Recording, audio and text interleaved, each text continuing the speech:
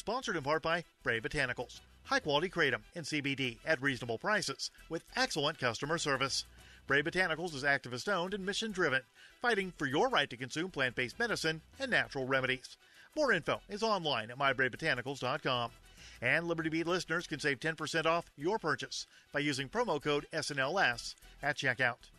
This is the Liberty Beat for Thursday, March 14th, 2019. The Liberty Beat is online at libertybeat.news and snls.news. Your news now continues.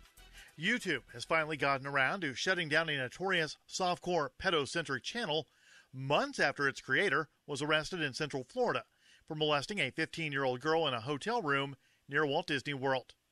The anti-media reports that UK-based Ian Rylett was arrested in August of 2018 on suspicion of molesting the teen, shortly after she signed a contract to appear on the 55-year-old's YouTube channels, one of which was 7 Supergirls. In response, YouTube has finally shut down the operation.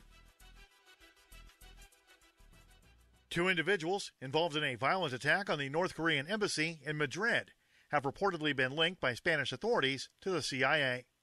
According to a report from the anti-media, 2 of the 10 assailants who broke into the embassy and interrogated diplomatic staff have been identified and have connections to the U.S. intelligence agency. The CIA has denied involvement in the attack. A family in San Antonio, Texas, is heartbroken and searching for answers this week after a San Antonio police officer shot and killed their chihuahua in their backyard. The Free Thought Project says that after the officer shot the tiny dog, he gave no reason for doing so and simply left. Neighbors who heard the gunshot were startled and also wanted to know why a cop would open fire in a residential area to shoot and kill a tiny chihuahua. Support for the Liberty Beat comes from the Conscious Resistance Network, featuring videos, news reports, and articles from a spiritual anarchist perspective. Experience the Conscious Resistance at theconsciousresistance.com. How would you like to have your business featured on the Liberty Beat? You can. Just send an email to libertybeat@snls.news for details. This is the Liberty Beat, produced in partnership with SNLS News and listeners like you.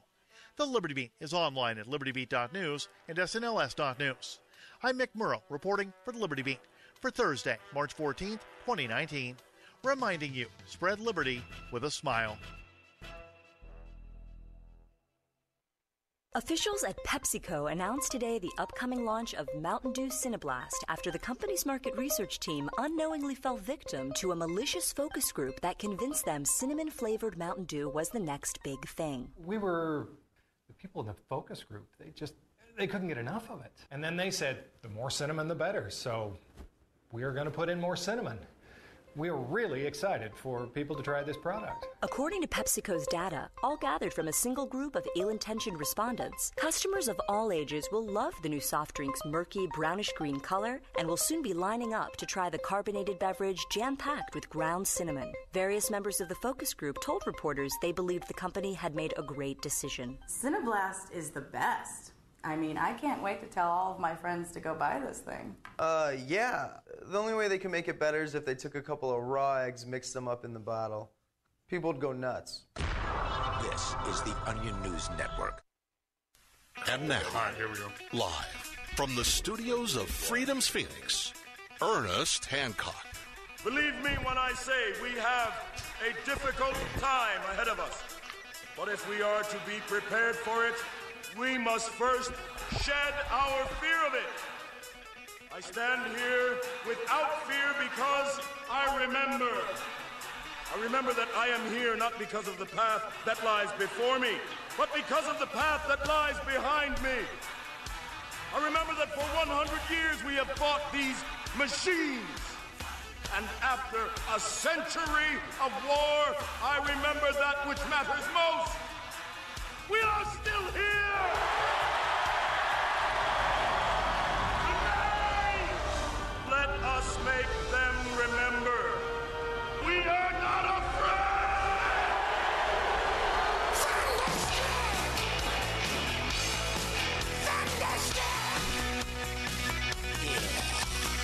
Yeah. Undefeated here on Declare Your Independence with me, Ernest Hancock, here in Bangor, Maine. We're going to be here through Monday. So we might do a show on Monday, maybe not, whatever. It depends how we feel. Dang it, we're getting up early. Well, I know here it's 9, but where I am at 6. So early is relative, but it's because we're working late. I mean, we go to after midnight every day, and you make hay while the sun is shining. Where does that come from, Jay? Well, I mean, when you make hay, it needs to be nice and dry because when you bale it up, you don't want the pieces of grass are all baled together. They're compressed, and they'll be, if there's moisture is over like 18%, it'll mold, and then it won't, and then it'll create mold dust. And when the horses eat it, when horses eat, their nose is right next to their mouth, and they're breathing. They move a lot of air. That dust gets sucked up into their lungs, and then they become what's called heavy, where the horses will. Their lungs won't work well because they'll be all, from getting mold in your lungs. Just like if anybody got a bunch of chronic mold in their lungs. Is there anything you don't know? Oh yeah, there's all kinds of stuff. Do you know what you don't know? No, I don't. I don't know what I don't know. But I go research it. Yeah, you know it. You knew it. I love getting questions I can't answer, so I can go out there and find the answers. But I learned a lot of stuff yesterday from Mitch and Ben. Mitch is his name? Yep. Yeah. That guy about the plasma cutter. With we're going to talk about that. Well, I got it. I always have this question: do you inhale or exhale when you putt golf? I actually don't golf. What's golf. That? I don't play golf. You don't know golf. Okay, here's some of the real quick. There's some news we can give you here. The top of Freedom's Phoenix. Federal judge bans healthy children from school for being unvaccinated. Okay, what's your first response? Oh, that's perfect. Those kids don't go to school. I mean, boom. Yeah, they're cured on all kinds of levels now. So I'll tell you one thing I got to say about unvaccinated kids. So up here in New Hampshire, well, we're in Maine, but I've been in New Hampshire for a couple of years now, and I go to a lot of gatherings, and then so I went to a couple of 4th of July parties at the same place, and it's a Free Stater family that hosts this 4th of July party, and they invite a couple of the muggles, a couple of the locals come over. And what I've noticed, and I've seen this at several gatherings I've gone to, and in Massachusetts there's a group that they're a bunch of earthy, crunchy moms that, they're my brother's wife's girlfriends and stuff. And so most of these kids haven't been vaccinated. A lot of them are homeschooled, and there's a couple of neighbor kids that are normies. They watch all the sports ball games. The kids have, go to school. They are right up on the vaccines. And you see these kids among their peers, and the ones that aren't vaccinated, they're running around. They're having a good time. They're playing cowboys and Indians. They're chasing each other with sticks. They're, in the woods. They're super active. They're government's sharp. Got a shot for those kids. And then you see these other kids that are like, and there was this one kid in particular, I remember he was 4 years old, and he's just kind of like lethargic, hanging out, and I could just tell, the kid just wasn't up, he wasn't to par with the other 3 and 4 year olds. I know exactly what you're talking about. So, my grandkids' soccer teams and stuff, you can tell. So I said to the mother, who was, very overweight and out of shape herself, and just sitting there drinking her Diet Coke, and she was the only one there that had soda. And so at these things here, it seems like, people like my wife and I pretty much only drink water.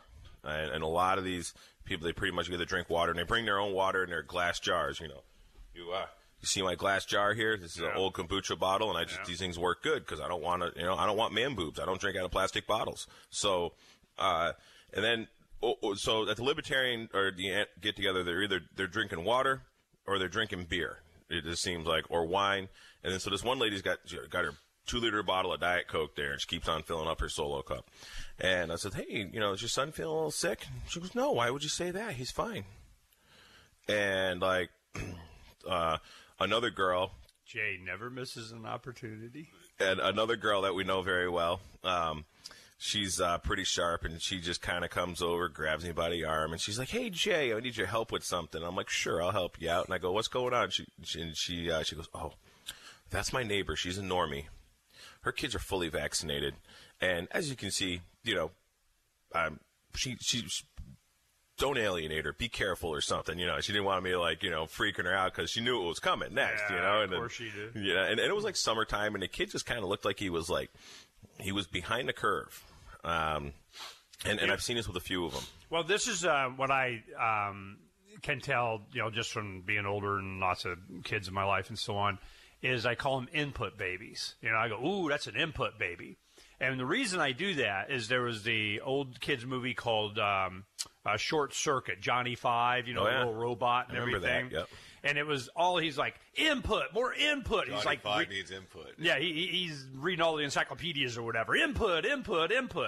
Well, some kid, they're like that. You just input babies. They just want, you can tell they're there.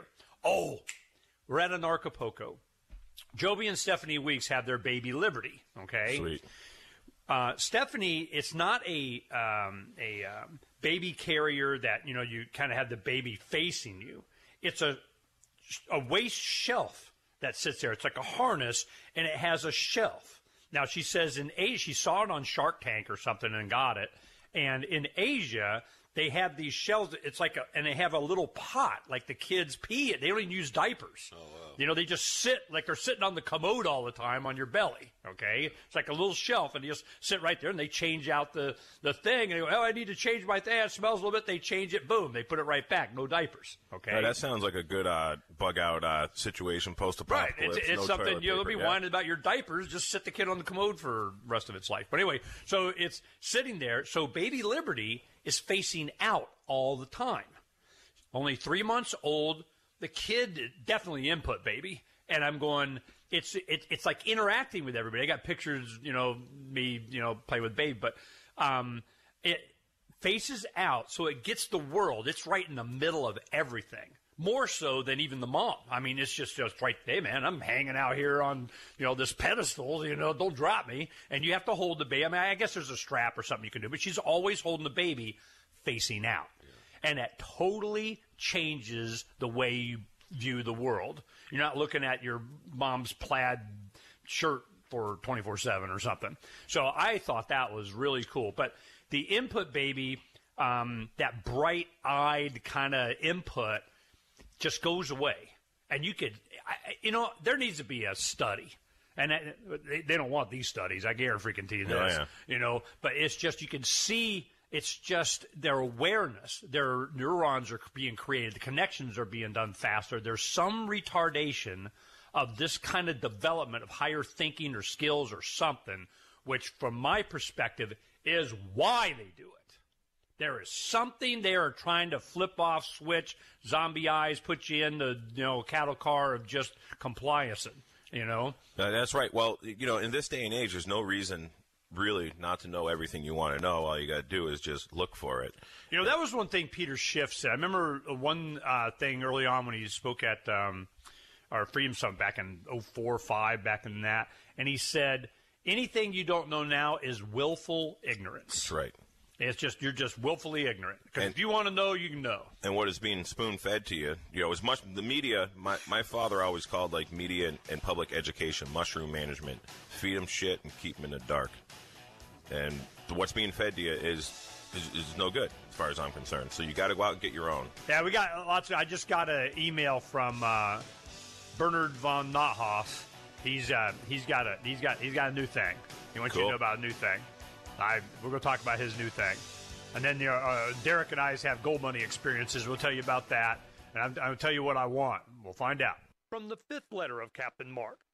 First contact with intelligent machines may threaten our existence. People fear algorithmic overlords. But if machines develop the will to dominate, it's a flaw inherited from the crown.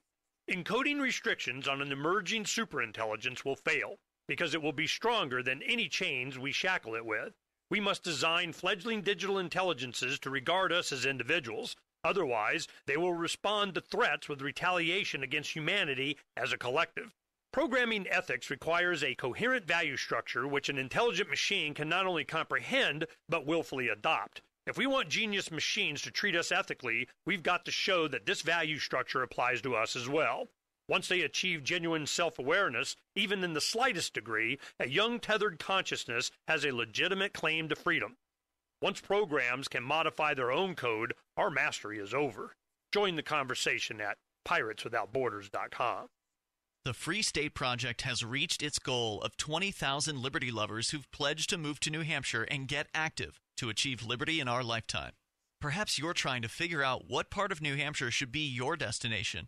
If so, consider Keene. You'll find more than 150 reasons to move to Keene at move.freekeene.com. Keene is famous for its historic, publicity-generating activism, as well as being the liberty media capital of the world. It's home to freekeene.com, New Hampshire's destination for liberty activism, news, and opinion. For years, we've been compiling over 150 reasons to move to Keene at move.freekeene.com, where you'll learn about some of what's happening here and what makes Keene a great place to live. If you love liberty, you'll probably enjoy anywhere you end up in the Shire. But do your due diligence first. Please visit move.freekeene.com for the full list of over 150 reasons to move to Keene. That's move.freekeene.com.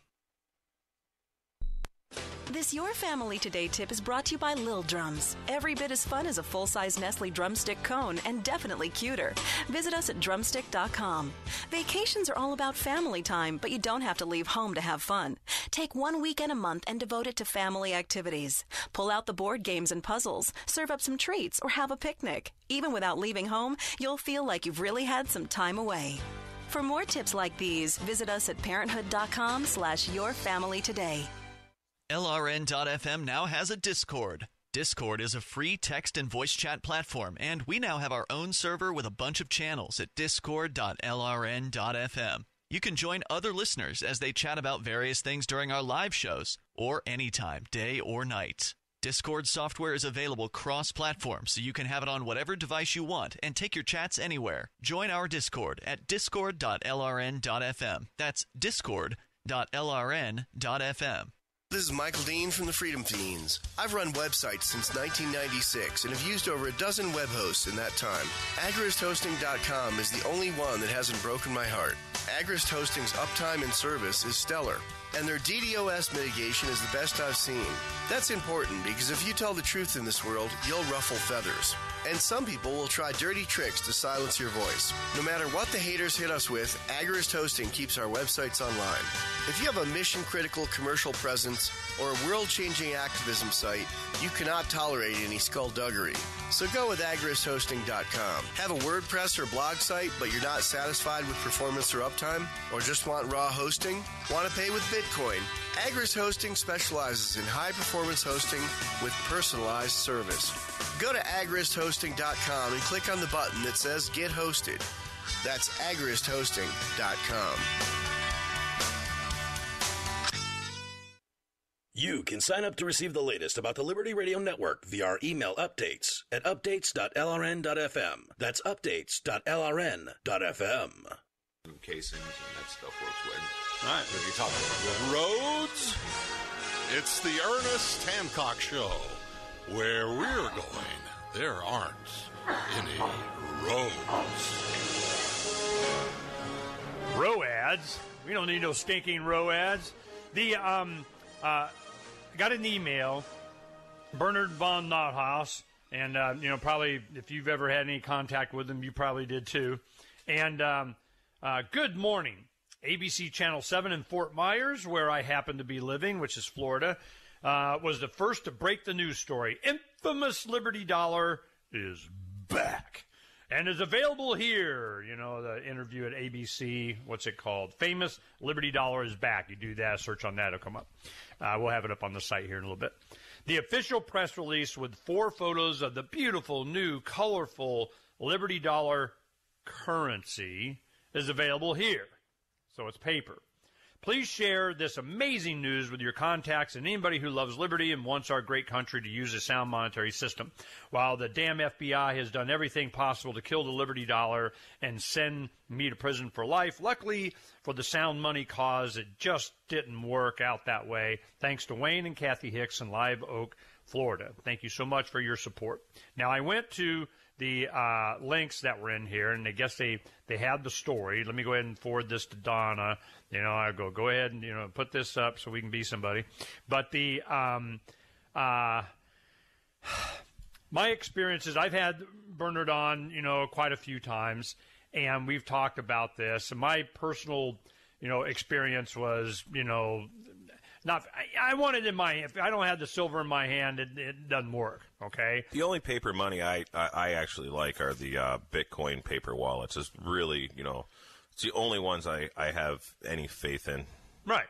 paper. Because it's you control it. It's yours. It's there. It's on the decentralized. chain. It's peer to peer. Yeah, it's hard to convince people of that. That's where you get Derek come in. I'm going, okay, if I got $20, well, you can't even put it by dollar. It's an amount of Bitcoin. It's 0.02 or something like that, 0.03, whatever it is, winds up being $20 or something. I got that on a paper wallet, which is a piece of paper with a QR code on it and the private and public and all that. I got that. I really got my money. I mean, are you feeling that's way more secure than a Liberty Dollar note or something? What do you think? Yeah, I don't want to. I don't. Yeah, really get up right up on the mic. I don't really want a Liberty Dollar note. I like the Liberty Dollar coins; they're nice, and I've got some old ones. But I want to play close to spot, pay close to spot. I mean, Liberty, it's nice to have neat designs. There's some weed ones, there's some anarchy coins people have made. I'm happy with generic silver rounds. That's money. One thing that changed, it was, I don't know, 4 or 5 years ago or something. I always wondered, it's got Fred's Casino silver. I'm like, how the hell do you know that's really silver? And all these guys new guys in Vegas, they go in the pawn shops all the time. They're getting this junk silver. And they say junk silver. That's not junk. It's 90% with a U.S. minted dime. I mean, how recognizable is that? You can tell it's silver. It's got a year on it. That doesn't seem too junky to me. And the reason they call it junk silver is because it's 90% and it's circulated or whatever. I don't even know. It's not worth anything to collectors, so it's junk to them. It's 10% copper, so it's hard to use it for if you need a pure silver purpose. You don't want to use that to make your colloidal silver, for example. Right, but it is freaking silver, it is minted, silver, and they put the copper and make it last longer. Correct. It's harder or whatever. Well, so then I'm going, okay. I see why they call it junk, but I got $20,000 when we were doing the silver dime cards and everything. I got $20,000 worth of it one time and got 79 cents under spot. And I go, they ain't doing that no mo. Well, when you got it for 79 cents under spot, did you pay the spot price? All that coin was put on a scale, and that is the spot price you paid? Right. They can either weigh it or they can say, well, a silver quarter has this much in it, but it's all worn down. Yeah, it goes 0.07 whatever the heck it is. Right. And then when they do circulated silver dimes, they do it a little less, 0.0715. We had it in the silver calculator at the some of them are called fins, and they're like half as thick as they originally were. I mean, some of them were really circulated. So when I bought they're Roman shaven, huh? Yeah, when I used to buy bulk junk silver at a coin shop in town, and we always weighed it. He'd sell it to me at spot, but he waited. See, I would buy it for spot from a coin shop in Boca Raton, Florida. I used to go there almost every winter. I'd haul some hay down there, and I would stop at this coin shop. I sold a guy a little hay. I knew him from that, and we would weigh it was dimes, quarters, halves, and then like Susan B. Anthony dollars. Well, Susan B. Anthony dollar doesn't weigh 1 ounce. And it's 90% silver. So basically, you're literally getting. Wait. Susan B. Anthony dollar is silver? A pre-1964. I think it's a Susan B. It's a $1 silver coin. Okay, well, that wasn't Susan B. Anthony. Right. That's Liberty Dollar, I think. Oh, a walking Liberty Dollar. I'm sorry. Yeah, right. I don't know where I got this. The Susan B. Anthony something. Thanks for. Yeah, no, that was the walking Liberty, right? Lady Liberty walking on it, right? And a walking Liberty Dollar. So if you take that coin and you weigh it, it weighs like 0.78 of an ounce, a little over 3/4 of an ounce, and it's 90% silver. So I would buy them for spot from these guys because these coin shops, they would pay 40% a spot for that silver. So the way they would buy it is they would put it on a scale, and then they would go 0.9. Like say it was 10 ounces, they would do 10 ounces times 0.9. So now you got whatever. The 90% content. It's the 90% content, and that's what we would pay it on. So I would buy it for spot from those guys. They bought it for 40% a spot, so they made a nice markup on it. And I was happy with it because I was buying actual for the silver weight, that junk silver. And then I would, and I actually should have another guy that I bought hay from in New York, and I pretty much think I would funnel all that junk silver to him because he loved it, and I would sell it to him for a little bit over spot, basically trade him hay, And sometimes it would work out good. I'd buy it cheap and it'd be worth a little more money. And I used to love wheeling and dealing silver. But I definitely, like Derek was saying, I'd much rather have like the generic. I really love like the 1/10 ounce Sons of Liberty mint silver pieces. I have some Sons of Liberty. I had Del Valley. I used to have all kinds of stuff. Yeah, he had nice 10th ounce and quarter ounce stuff. And so what happened though is when I traded in some silver for Bitcoin back in 13 or something, when it was like 270 or something like that. I go, how do you know? And I got these. I wanted to keep my Philharmonics or some of my Maple Leafs or some of my Mexican whatever the heck or U.S. Whatever. And I had all this other stuff. I want to get rid of that. Are they going to ding me? As a guy, he didn't care because he had one of those metal analyzers. Mm-hmm. It's about the size of like a multimeter or something. And you put it on there, and he would put in 90% silver. Yep. Well, then it had these LED readout with a bracket, and then that bar would go, if it was in between those brackets, then it was, good enough, And it would read it through a plastic case carrier, and it would read it, whether it was gold or not, or pure silver, or what. And these things are about, at the time, they're like $600, but all of a sudden now I don't worry about I don't give a crap what you call the silver, man. I can analyze it and I know what it is.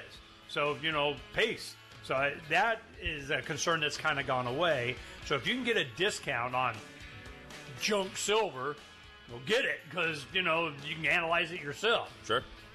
All right, we'll talk more about Burden von Nauhaus when we come back. What do you shop for that you could otherwise buy at Amazon? Pretty much everything, right? Amazon has competitive pricing and they deliver, and that's a big plus. If you could plan ahead in your shopping, would you be interested in saving up to 33%? There's a catch. You have to do your shopping in Bitcoin. But imagine those savings. It's like a huge raise. All you have to do is go to saveatpurse.com. We've saved thousands, and you can too. Plan ahead and save. Saveatpurse.com. The LRN.FM social media channels have been revamped. We've eliminated Facebook and focused on other platforms like Twitter and Mastodon, the decentralized alternative to Twitter. On our accounts, you'll find posts from multiple LRN.FM show hosts together in one place. Follow us on Twitter at twitter.lrn.fm, or better yet, move to the decentralized Mastodon social media platform at toot.lrn.fm, toot.lrn.fm. I think you'll like it. We have some good news. The indictments against Ross Ulbricht in the District of Maryland were dismissed with prejudice, meaning they can never be refiled. This is especially good because those indictments contain the only charge ever made that Ross engaged in murder for hire. This was a serious allegation that Ross Ulbricht denies. It was never prosecuted or ruled on by a jury, but was trumpeted by the federal government and the media as if it were proven fact. The Maryland court held these indictments for almost 5 years, poisoning Ross's case and leaving him under a cloud of unproven allegations.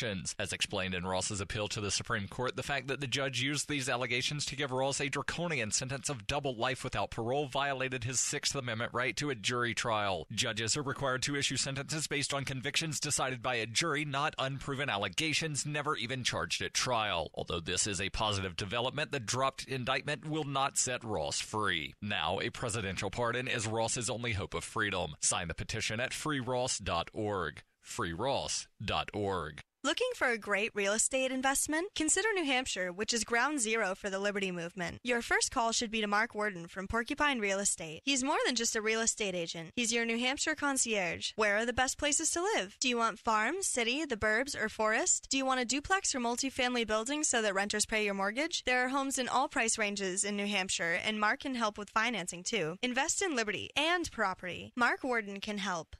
PorcupineRealEstate.com. Imagine someone in your community getting in their car, turning on the radio, and hearing the Liberty Radio Network. You can make that vision a reality with your own micro radio station. Visit broadcast.lrn.fm to learn how you can put our programs on the air in your area. You can have LRN.FM running around the clock, and you can even add in your own local shows. Building a radio station is simple, but programming isn't. That's where LRN.FM comes in. Learn more at broadcast.lrn.fm. That's broadcast.lrn.fm. Is spreading the message of liberty, cryptocurrency, and peace around the globe worth $2 per month to you? As you may already know, in addition to our internet feed, LRN.FM broadcasts on free-to-air satellite across North and Central America, as well as Sub-Saharan Africa. And we've been available on satellite for free 24/7 since 2010. The LRN.FM free-to-air satellite signal is reaching some of the most oppressive regimes in the world, and there's no doubt our ideas are making an impact. You can learn more about the channel's impact by watching the 3-minute video at fund.lrn.fm. If you'd like to help free minds globally with our ideas of liberty, cryptocurrency, and peace, you can donate as little as $2 per month via fund.lrn.fm. You can help us continue and expand our satellite broadcast to multiple continents. Visit fund.lrn.fm today, and thank you for your help. Don't forget to share the link on social media. That's fund.lrn.fm. What's up next? Visit the Liberty Radio Network program guide to find out at shows.lrn.fm. That's shows.lrn.fm.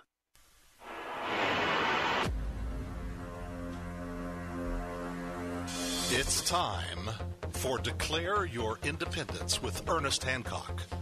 To be a part of the show, call 602-264-2800.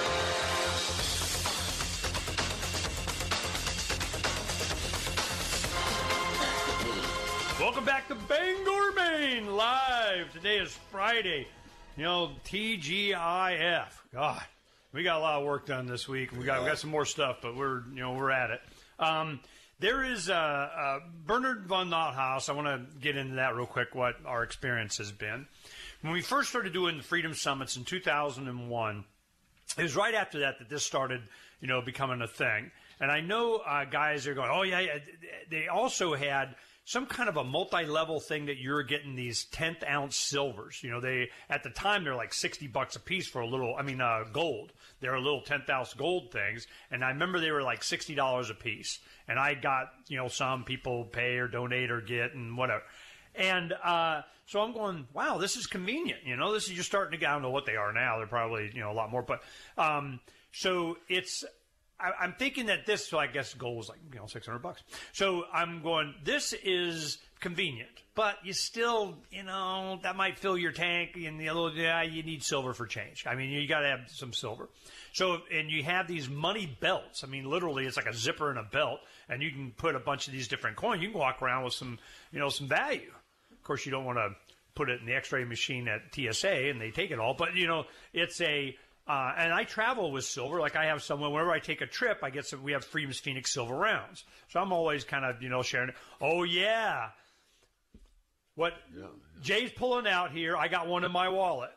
It's the silver card. It's a 1 ounce size of a credit card. It's 1 ounce, a $9.99 fine. And you can get these at Roberts & Roberts. Do you have one of these, Derek? I do, yeah. I bought some from Roberts. I thought these were cooler than hell. So I never make it through magnetometer in my wallet. And I'm like, what the heck am I going to do? Oh, yeah, I got an ounce of silver in there. Nah. Well, this is what happened.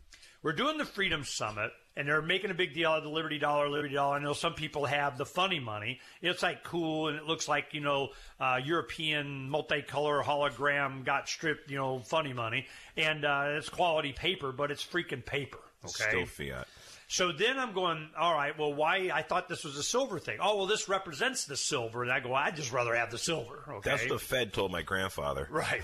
Yeah. So I'm going, yeah, we'll just do the silver thing.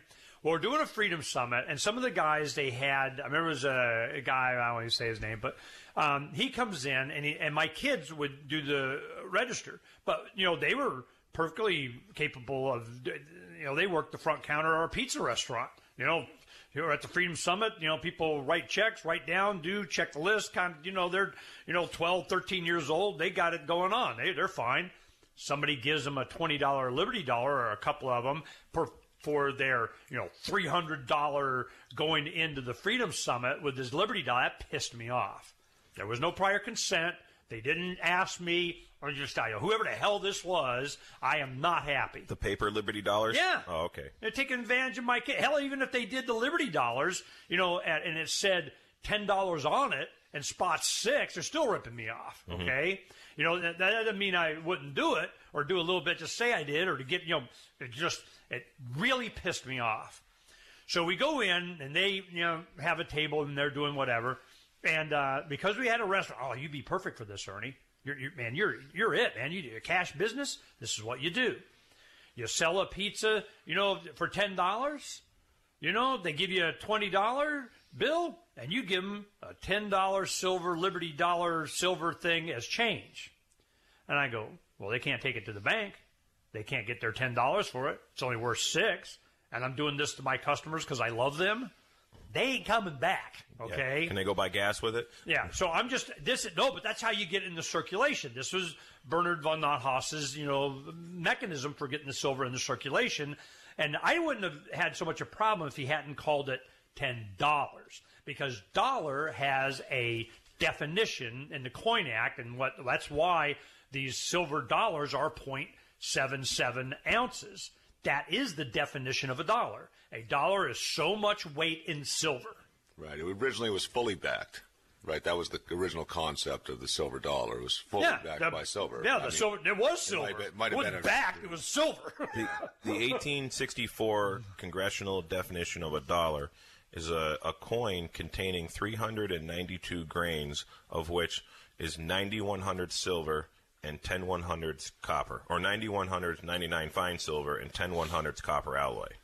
Okay, now this was later. The original Coin Act was like, 1780, 90 something. Back in. So anyway, the dollar had a physical representation in silver. Mm-hmm. That is the definition of a freaking dollar.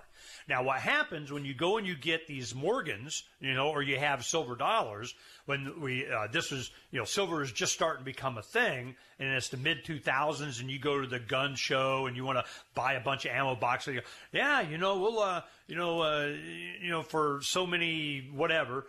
And when they're doing trading, they were trading, somebody wanted to buy from you, they were giving you Morgans as if they were a full ounce. They wanted spot on an ounce, and they're not. They're 0.77. They were ripping you off. And, they're 90%, right? Morgans?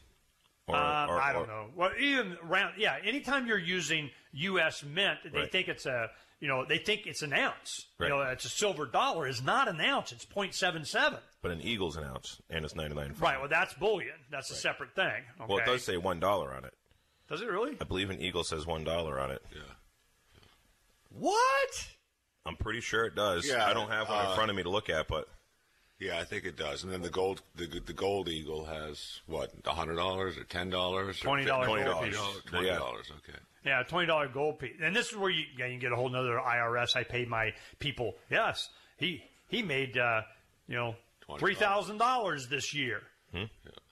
But that was $20 gold pieces, so it probably was a little bit more. You know what I mean? So anyway, that's a whole other thing. But so what happened was that was their mechanism for putting them into circulation. And what Bernard got nailed with is people were going to Walmart, and you got some checkout registered person. They don't know any different. It says $10 on it, and they put it in the thing, and that's where he got nailed. Counterfeit, because he said it was $1. He goes in, people took it. And I don't give a crap. I know everybody was going. I know Bernard, he and I have had this discussion on air. It was not a sustainable business model, certainly with trying to get people to accept silver while you're screwing them. That was, you're never going to get me to support that. Yeah. So now he's coming back. Now they got, again, and Donna says it's up on, the page here. You go to Freeman's Phoenix, and let's see what's up. She's got it, Bernard, up there. The infamous Liberty Dollar is back. Well, it's backed by, you have a pretty piece of paper, and Pinky swear it's in some bank somewhere. Well, hell, didn't they seize it last time? Well, that's the problem with centralized things. It can be overcome by men with guns, unlike the Bitcoin, decentralized or the Dash decentralized network. Any of these blockchains that are decentralized, where the ledger is scattered all over the place. What is there, 13,000 Bitcoin nodes? That's why, I try to explain this to some of these old timers who are into silver, to understand that the problem with silver is it's centralized. Even if you hold it in your own vault at home, it's centralized to where your Bitcoin on your Bitcoin wallet that you hold the keys to. Not all Bitcoins are decentralized, just ones that you make sure are. they can't be, compromised or taken away by men with guns, because they take one server, there's still 13,000 other servers out there floating around with all this information on it. So this is why I love decentralized peer-to-peer. And I think, blockchain technology or, cryptocurrency is the only decentralized peer-to-peer. But I do love, Silver's peer-to-peer currency is just not decentralized. And that's the big problem with this is you got this, piece of paper, the silver certificate that my grandfather was promised, in the 1930s when he gave his silver to the bank and they gave him a certificate, and it always morphs into this. We Derek and I, when we come back, we'll tell you our gold money experience. Same kind of thing. We'll find solutions. From the fourth letter of Captain Mark.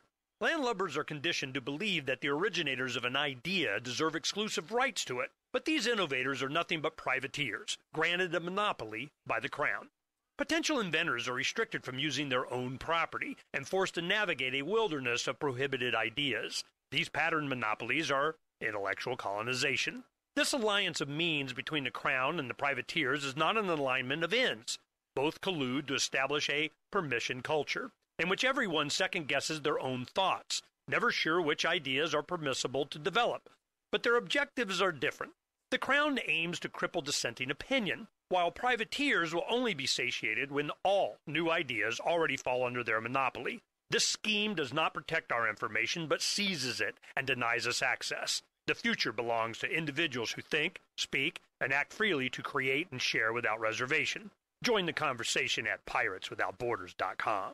Are you tired of governments murdering people around the world? Stop using their money. There is an alternative. Bitcoin is a stateless, free market, non-political currency. Bitcoin cannot be inflated or controlled by any government. By using their money, you're helping the state. Stop doing it. You have an incredible alternative available now. Learn it, use it, spread it. Get started with Bitcoin at bitcoin.com. That's bitcoin.com. Did you know we've taken our LRN.FM telephone listen line to a new level with the LRN.FM audio on demand line? Now you can call 712-770-8447 anytime and listen to LRN.FM's live feed. And you can listen to a bunch of our original shows on demand. Long distance fees may apply. Just dial 712-770-8447 and choose from the menu. 712-770-8447.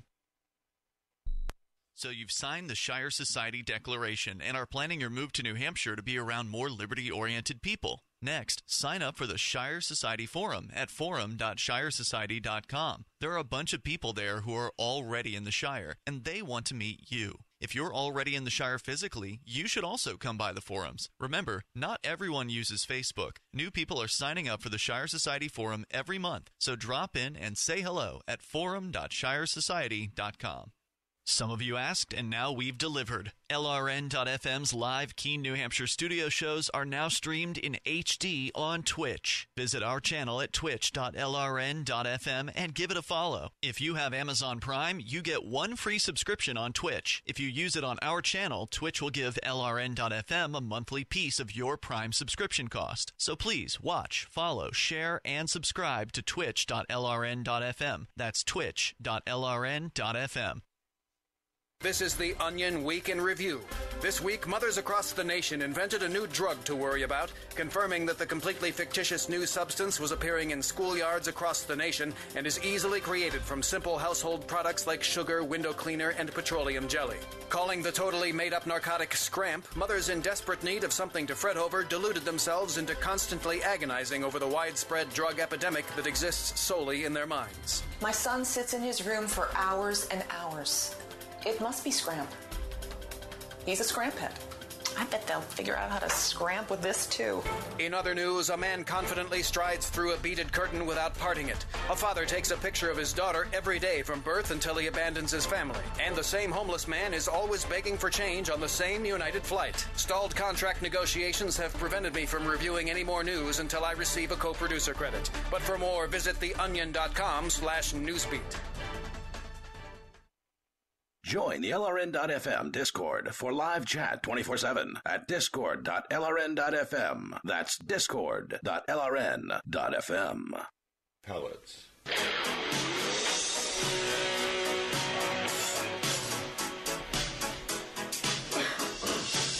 Freedom is the answer.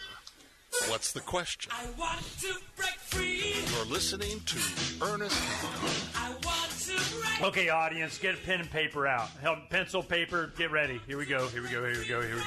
I need you to do me a favor. Whenever, two things. One, we got a lot of response on what we call the hackerspace hangout, the whatever here. And it used to be a paper factory. Or a paper process, paper something. Then it was, rag making. Then it was. It's been here for freaking ever. Yeah, it was a butcher meat market place. Walk the cows in the back and walk the steaks out the side. Yeah, you got to be careful what you call this thing. The butchery, the slaughterhouse or something. You're going. Yeah, you'll wind up on the list there. But they what do they call it? Paper Street Soap Company and Fight Club, so we're trying to come up with some name, call this place other than just the warehouse. But there were some names that came up. But the compound was probably not a good idea. Yeah, I'm going no. But this is what I need you guys to do for me, since you're responsive and you help me. You can send it to publisher@freedomsphoenix.com. Publisher@freedomsphoenix.com. That's one thing we're going to set up. We'll probably set up at least a Telegram or a chat thing or whatever. I used to do that when I first started doing radio, and it was part of the show. We had a lot of chat. But, now it's not like they can I think it really should be more of a messenger thing as opposed to a chat. Because once the chat starts going off, then you got trolls beating up trolls and robots doing that. I'm not a big fan of that. I'd rather it just be a messenger app to where they just send it to me. You know, and can't see each other's messages. So. Yeah, I think that would be better. I think it just turned into it because I did Discord for a while. I go, no, I don't want to do this.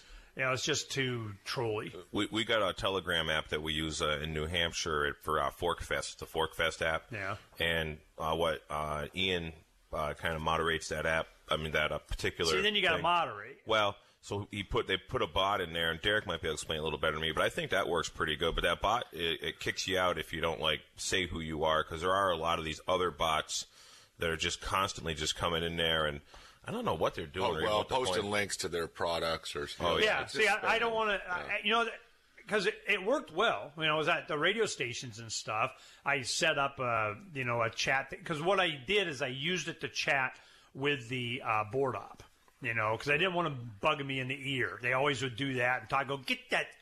I don't need you in my head. I'm trying to get in their head while you're in my head. That ain't working, So I'm going, what we'll do is a chat between, us and the audience, and it just goes to me and them. So can we set something up like that? Yeah. Yeah, we'll do that. Because I don't want this ouch quit it. Robots fighting robots. I don't need the damn brain damage. So we'll do that. But this is what I need you guys to do. Here we go. There was a thing on Freedom's Phoenix, and I remember it this way. It was called God's Pump.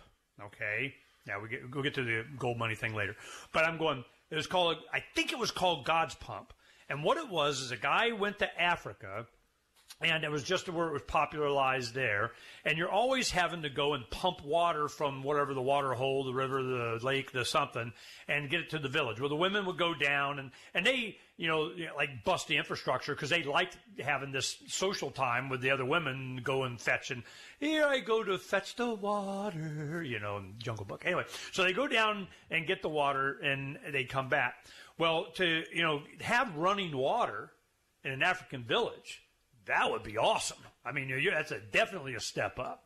So they would get PVCs pretty cheap. I remember at the time it's like 79 cents for a 10-foot, half-inch, PVC or something. It was really cheap. Now it's like, a couple dollars or something like that. Still really cheap. Yeah, still cheap. But so what you do is it had a solar panel that had like a capacitor.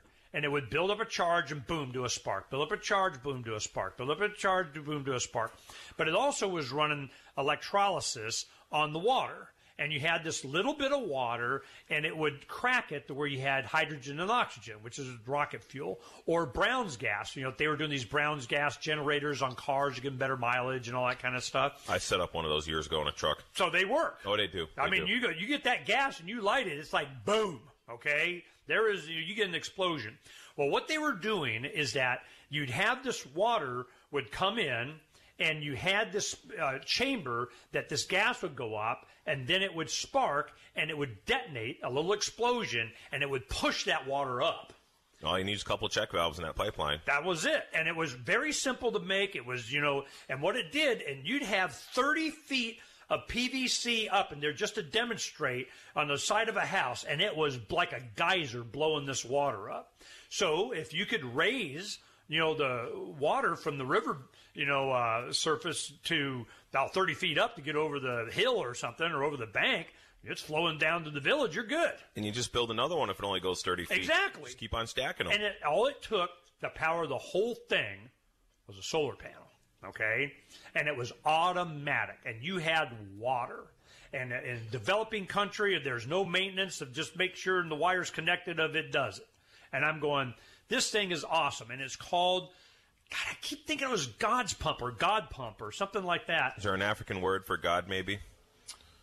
It was a U.S. guy that did it, and and I can't find it. It's like they struck the internet of it. So Brown's gas, electrolysis, water pump, PVC, something like that. And I can find it. Well, I found something called the Irrigo hydrogen-powered water pump, but the first article I read said it used pellets. No. This is electrolysis. It was but simple, developing world, 13-year-old kid figured it out. I mean, hell, they got 13-year-old kids building electric windmills now, in Africa. The guys up in Grafton, New Hampshire, a couple years ago had a little creek running.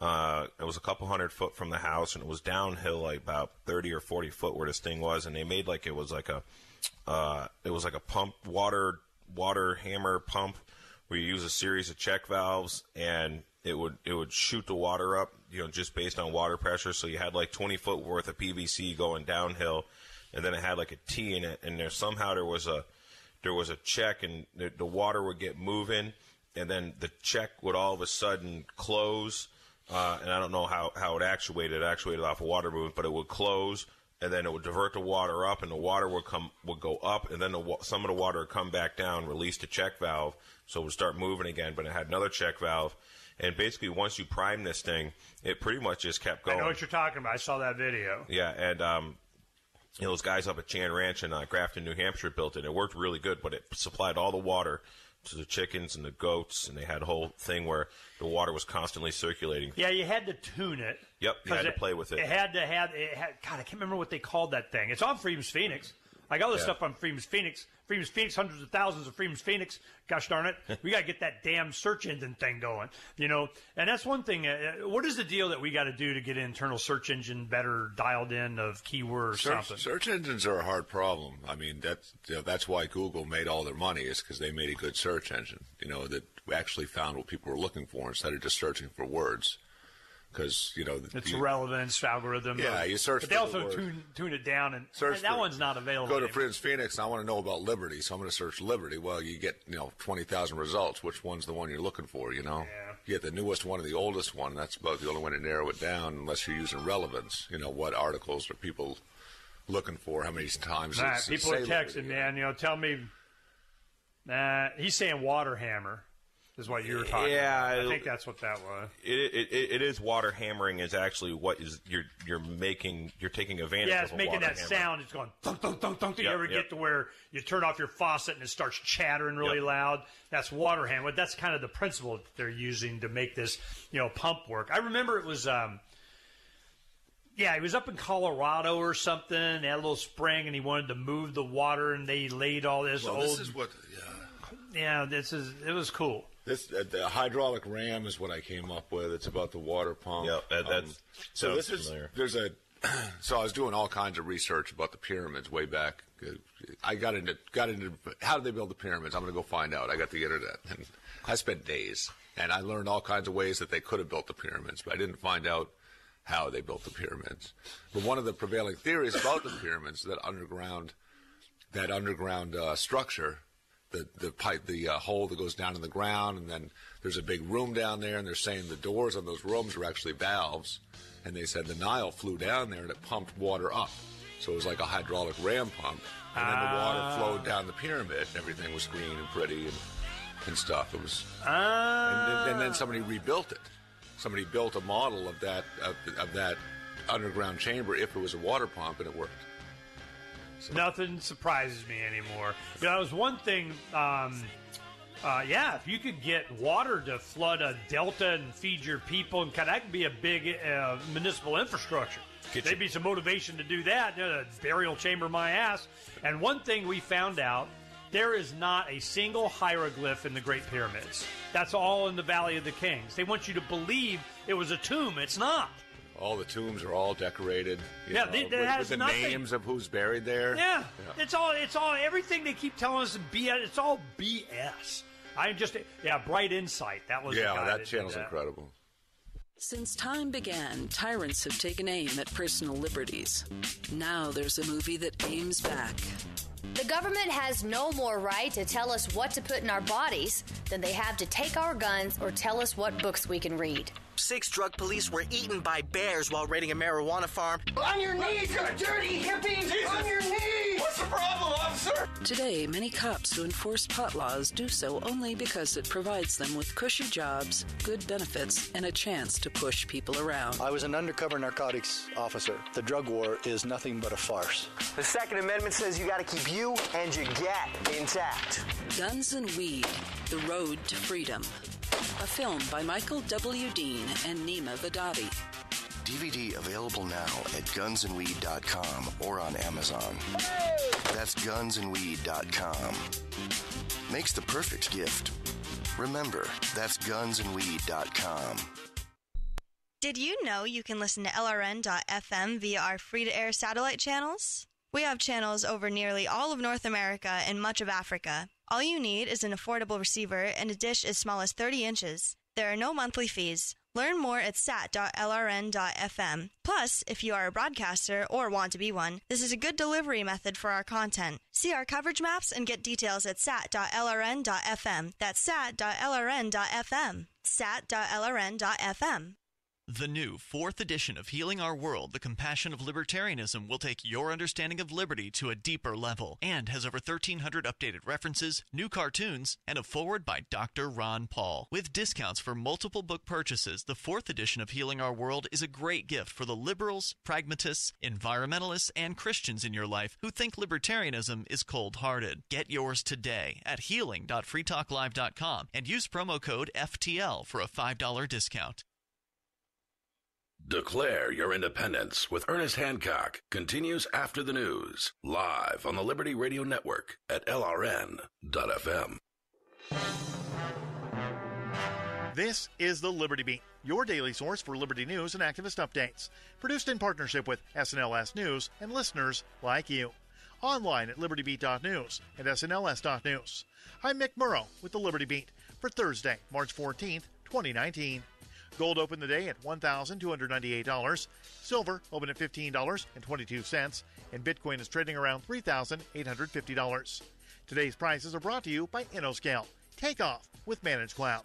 Looking for a safe, secure way to store your important files online? Let InnoScale handle it for you. Their high-availability cloud servers are the perfect solution for clients needing one or more secure, scalable servers with built-in hardware failover protection. For details, see them online, innoscale.net. In the news, in a close vote of 54 to 46, the United States Senate on Wednesday passed a joint resolution calling for the end of U.S. military involvement in the Yemen war, noting that no such involvement was ever authorized by Congress. Debate on the resolution, as in the past, centered on arguments that the U.S. involvement isn't technically a war in and of itself, and that ending the war would be bad for Israel. On the other side, the focus was heavily on Saudi war crimes that the U.S. has been supporting. The resolution came with an amendment by Senator Rand Paul, which seeks to ensure that no language in the bill inadvertently authorizes any other wars. The Pentagon on Wednesday announced it has allocated $300 million to support U.S.-backed Syrian Democratic Forces, as well as $250 million to secure the borders of Syria's neighbors. The funding is part of the 2020 budget. The administration of U.S. President Donald Trump asked Congress to allocate a total budget of $718.3 billion to the Pentagon. The anti-media reports that according to budget documents, out of $718.3 billion, $544.5 billion has been allocated as a core budget, while $173.8 billion is allocated for potential overseas operations known as the War Fund. Of the War Fund, $9.2 billion has been allocated for urgent situations, including the wall that Trump is planning to build on the border with Mexico. The Liberty Beat is sponsored in part by Brave Botanicals, high-quality kratom and CBD at reasonable prices with excellent customer service. Brave Botanicals is activist-owned and mission-driven, fighting for your right to consume plant-based medicine and natural remedies. More info is online at myBraveBotanicals.com. And Liberty Beat listeners can save 10% off your purchase by using promo code SNLS at checkout. This is the Liberty Beat for Thursday, March 14th, 2019. The Liberty Beat is online at libertybeat.news and snls.news. Your news now continues.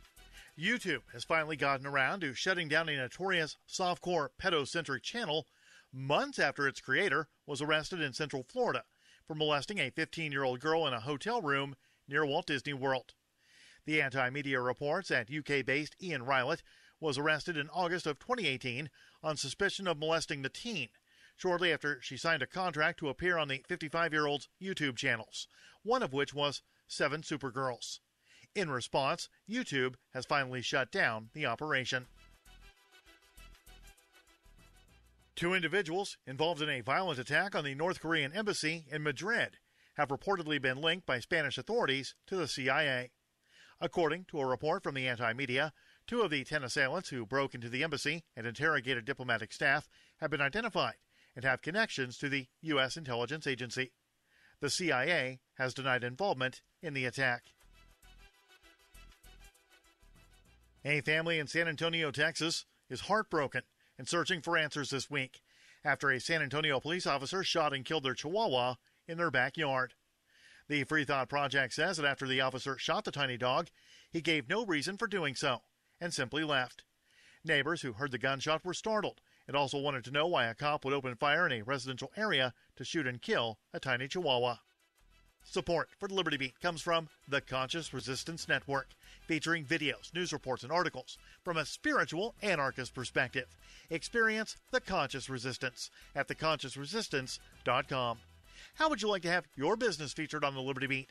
You can. Just send an email to libertybeat@snls.news for details. This is the Liberty Beat, produced in partnership with SNLS News and listeners like you. The Liberty Beat is online at libertybeat.news and snls.news. I'm Mick Murrow reporting for the Liberty Beat for Thursday, March 14th, 2019. Reminding you, spread liberty with a smile.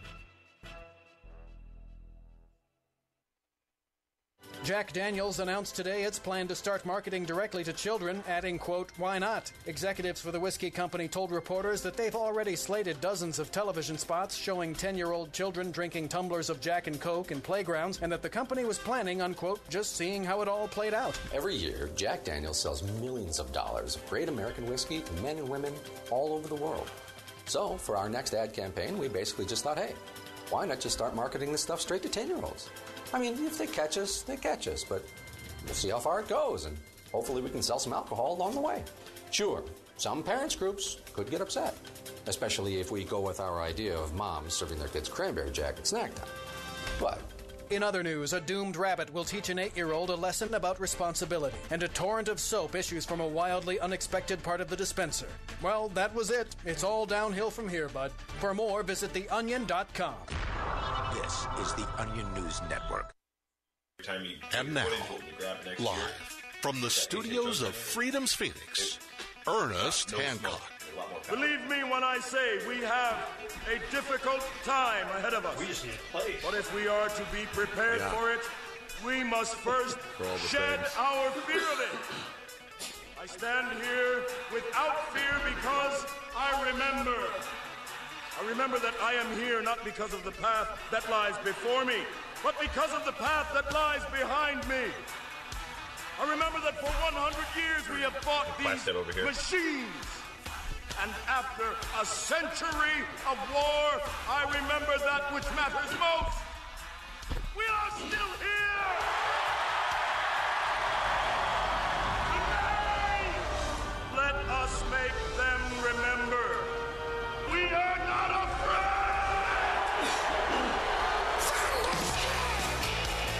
Welcome back to Declare Your Independence, live from Bangor, Maine. We got lots of stuff we can go. We're going to have some fun today. Again. Jay Noon, Derek Slopey, Ernest Hancock. How could you not have information and stuff? One thing, I want to get it out of the way. We'll do the gold money thing because I keep promising we're going to do that. We just do it and get out of the way, and then we talk about interesting, fun stuff. The gold money experience was, and I'm probably Derek remembers when this happened. Peter Schiff came on. What I didn't know is that Peter Schiff sold or was in business with gold money in some way with Europac gold thing, something. Yeah, I understood that he was a primary investor. I mean, he was going around plugging it. Yeah, he was pimping it big. Well, the concept was this. What if you could use a credit card or Visa or payment system and deduct from a vault of gold, and your name's on some gold on a shelf somewhere, and you could deduct grams of gold. You spend your gold. They go from this account to that account. And if you were doing it through Visa payment system, it costs so much. But if you were doing it with another gold money account, like you had your vendors set up, it was cheaper. Yeah, and I don't think that ever happened with gold money. I went back and listened to the Peter Schiff interview when I had trouble with gold money just to kind of refresh myself on what he had plugged. And that was one of the things he said, that it would be a merchant-to-merchant kind of clearinghouse thing. But I don't think that ever happened. So then, so we're like, it's cool, just to support good ideas. And we're like, all right, we're on it. So I opened an account and had them take a couple $100 a month out that I just, hopefully wouldn't miss and kind of, whatever. But then I wanted to get the debit card, and I never got it. And you can't get any communication with them. They never approved. They knew. Okay, take a Quaalude. We'll get to your thing. So then so what Derek did is he goes, I went and got the account. And you got your card, didn't you? I did, yeah. I never used it, though, because you had to go on the site and then fund the card, kind of like BitPay, where you sell your gold into cash, and then the cash goes into a debit card. I mean, there's nothing, revolutionary about this concept. So then I'm going, it all sounded good. It was all a bunch of buzz stuff to get, you to do this thing. Well, then it was like, okay, where's it physically stored? Well, I choose Shanghai and, Singapore, somewhere, whatever the hell it was. They have around the world, Hong Kong, Singapore, something. So it kind of cool. I'm going, all right. So they're taking the money out. And then you had gotten some of your gold. You had got little gram cards or something that were in bubble wrap. I got some of the little cubes. Yeah, the cubes. So I go, well, Derek's got some. I want mine. I want to get some. So I ordered like $800 and something worth, however many cubes it was at the time I wanted to get some. So, and it never came. They deducted my thing, and me keep going trying to do it. There was more service charges I had on it, like $100 of service charge. I'm going, what the hell? So then you start doing customer. They respond really quick. A robot will say, hey, thanks for the email, And then I'm a volunteer and working through, and we'll see if we might. And then you say you had this problem. I never got it delivered. Where's the tracking on it? How, and then it kind of go in the vapor, and you wouldn't hear anything. And months would go by, and then I try again. Months would go by, I try again. So I'm building this up. I'm starting to build up a good bitch. This is what I do with like utilities and the power company and the internet and Cox and the phone and everything. You go ahead. We're just going to have, because I remember a friend of mine did this. He would, every single conversation, he timed it, recorded everything, and he gave it a number rating. It was something like 3 criteria. 1, did they answer the question? 2, did they resolve the problem? And 3, did they do it? It was something like that. And he kept all these records, and then he published it on the internet. These guys sucked because I always remembered that. So whenever I deal with anybody, and I always have the customer service person, I go, you got my screen up? All right, now in the note thing, add to the file. I said, now read it back to me. I go, okay, we're good. And I go on to the next person. I wanted a record. So whenever anybody called me, I go, just read the notes. Read the record. Don't sit there and tell me you blah, blah, blah, blah, blah. And they're like, damn, man, this sucks. To do this with gold money, there was nobody to even get to. So what's happening, they're taking my money. They're putting gold in my name. It's sitting in some safe somewhere. I want it. I don't get it. It's your money. You just can't have it now. And I'm like, what the freak is the difference? So I was not happy. Derek had gotten his stuff, and I go, I want my little gold in my safe. I want it in my safe. Gimme, gimme, gimme, gimme. So they didn't respond to this. And then I go back and check later. It had gotten up to, it's like $4,000. I mean, it's been years. I just been throwing it in. So I'm happy that it's, I'm at least got $5,000, $4,000 worth of bitching I can do. So then what happened was I don't want it to happen again. So I go through and I really go, all right, send it. Do this. I do the redeeming thing. It worked a little bit easier this time, and I got it delivered. UPS, there it was. And I go, great. Where's my other stuff? Because I wanted the tracking number on that. They never actually send you the tracking number. So I had to request. So finally, one guy sends me the tracking number, and on my account had the other tracking number. So he accidentally sends that. So I go, well, this one's, so I go to UPS. They said, well, it's been over a year, because it was like January 18. They go, it's been over a year, so we don't have the record of that. We need to know the address, or whether we can't really tell you that much, but yes, we have it that it was returned to Dallas Precious Metals something. There's some place in Dallas that, actually does the processing, I guess. So I guess we're not shipping it from, Singapore or something. So I go, all right. So I email him back. I go, look, this tracking number, UPS says it got sent back. We got issues, man. Somebody there is sitting on my gold or something. I want my something. Go freaking what? So finally, after a year, we credited your account. It's all that. So then I go, good. Now I want it. So I ordered that too. That has yet to come. I got a tracking number and everything, but Donna's going to tell me when it's been a week. So I'm just like, so this was my it was experience. not fast when I ordered mine. This was a couple of years ago. Well, see, my thing is I'm just going, the whole point that what they were selling was the convenience. It was my money. Now, of course, like any bank, what it used to be, they would charge for various services of holding it or doing it or whatever the hell they're doing, which is fine. I don't care. I totally agreed. But what I totally agreed to, it was my freaking property. Now, when Derek was having his problem, because they wanted, you can tell your story, but when he was doing this, it was the verbiage, the wording that Derek did. And that's what I was definitely repeating Derek's verbiage. So tell the people what happened to you. Yeah, well, a few years back, after Peter Schiff was on the show, I got kind of interested in gold mining. He was taking crypto for deposit, for purchases to hold, for my gold to hold in their vault. He made that very clear on the show. So I took some crypto that I had and bought some gold with gold money. And not long after, I said, well, I don't really feel comfortable holding this in gold, so I ordered the bulk of it back. And, well, I don't know about the bulk. I ordered a lot of it back and left some in there. And I did get it. It took a while, but they shipped it. I showed you a picture of it, the little, little cubes. Yeah, that's when I was. So it had to be it was cool. Like end of 17 or something like that, probably. Yeah, it was right after that I tried to get it was the end of 17 because we had to go back and look through this whole process. So anyway, few weeks ago, I was thinking about it. I was like, oh, yeah, I still have a little bit left in gold money.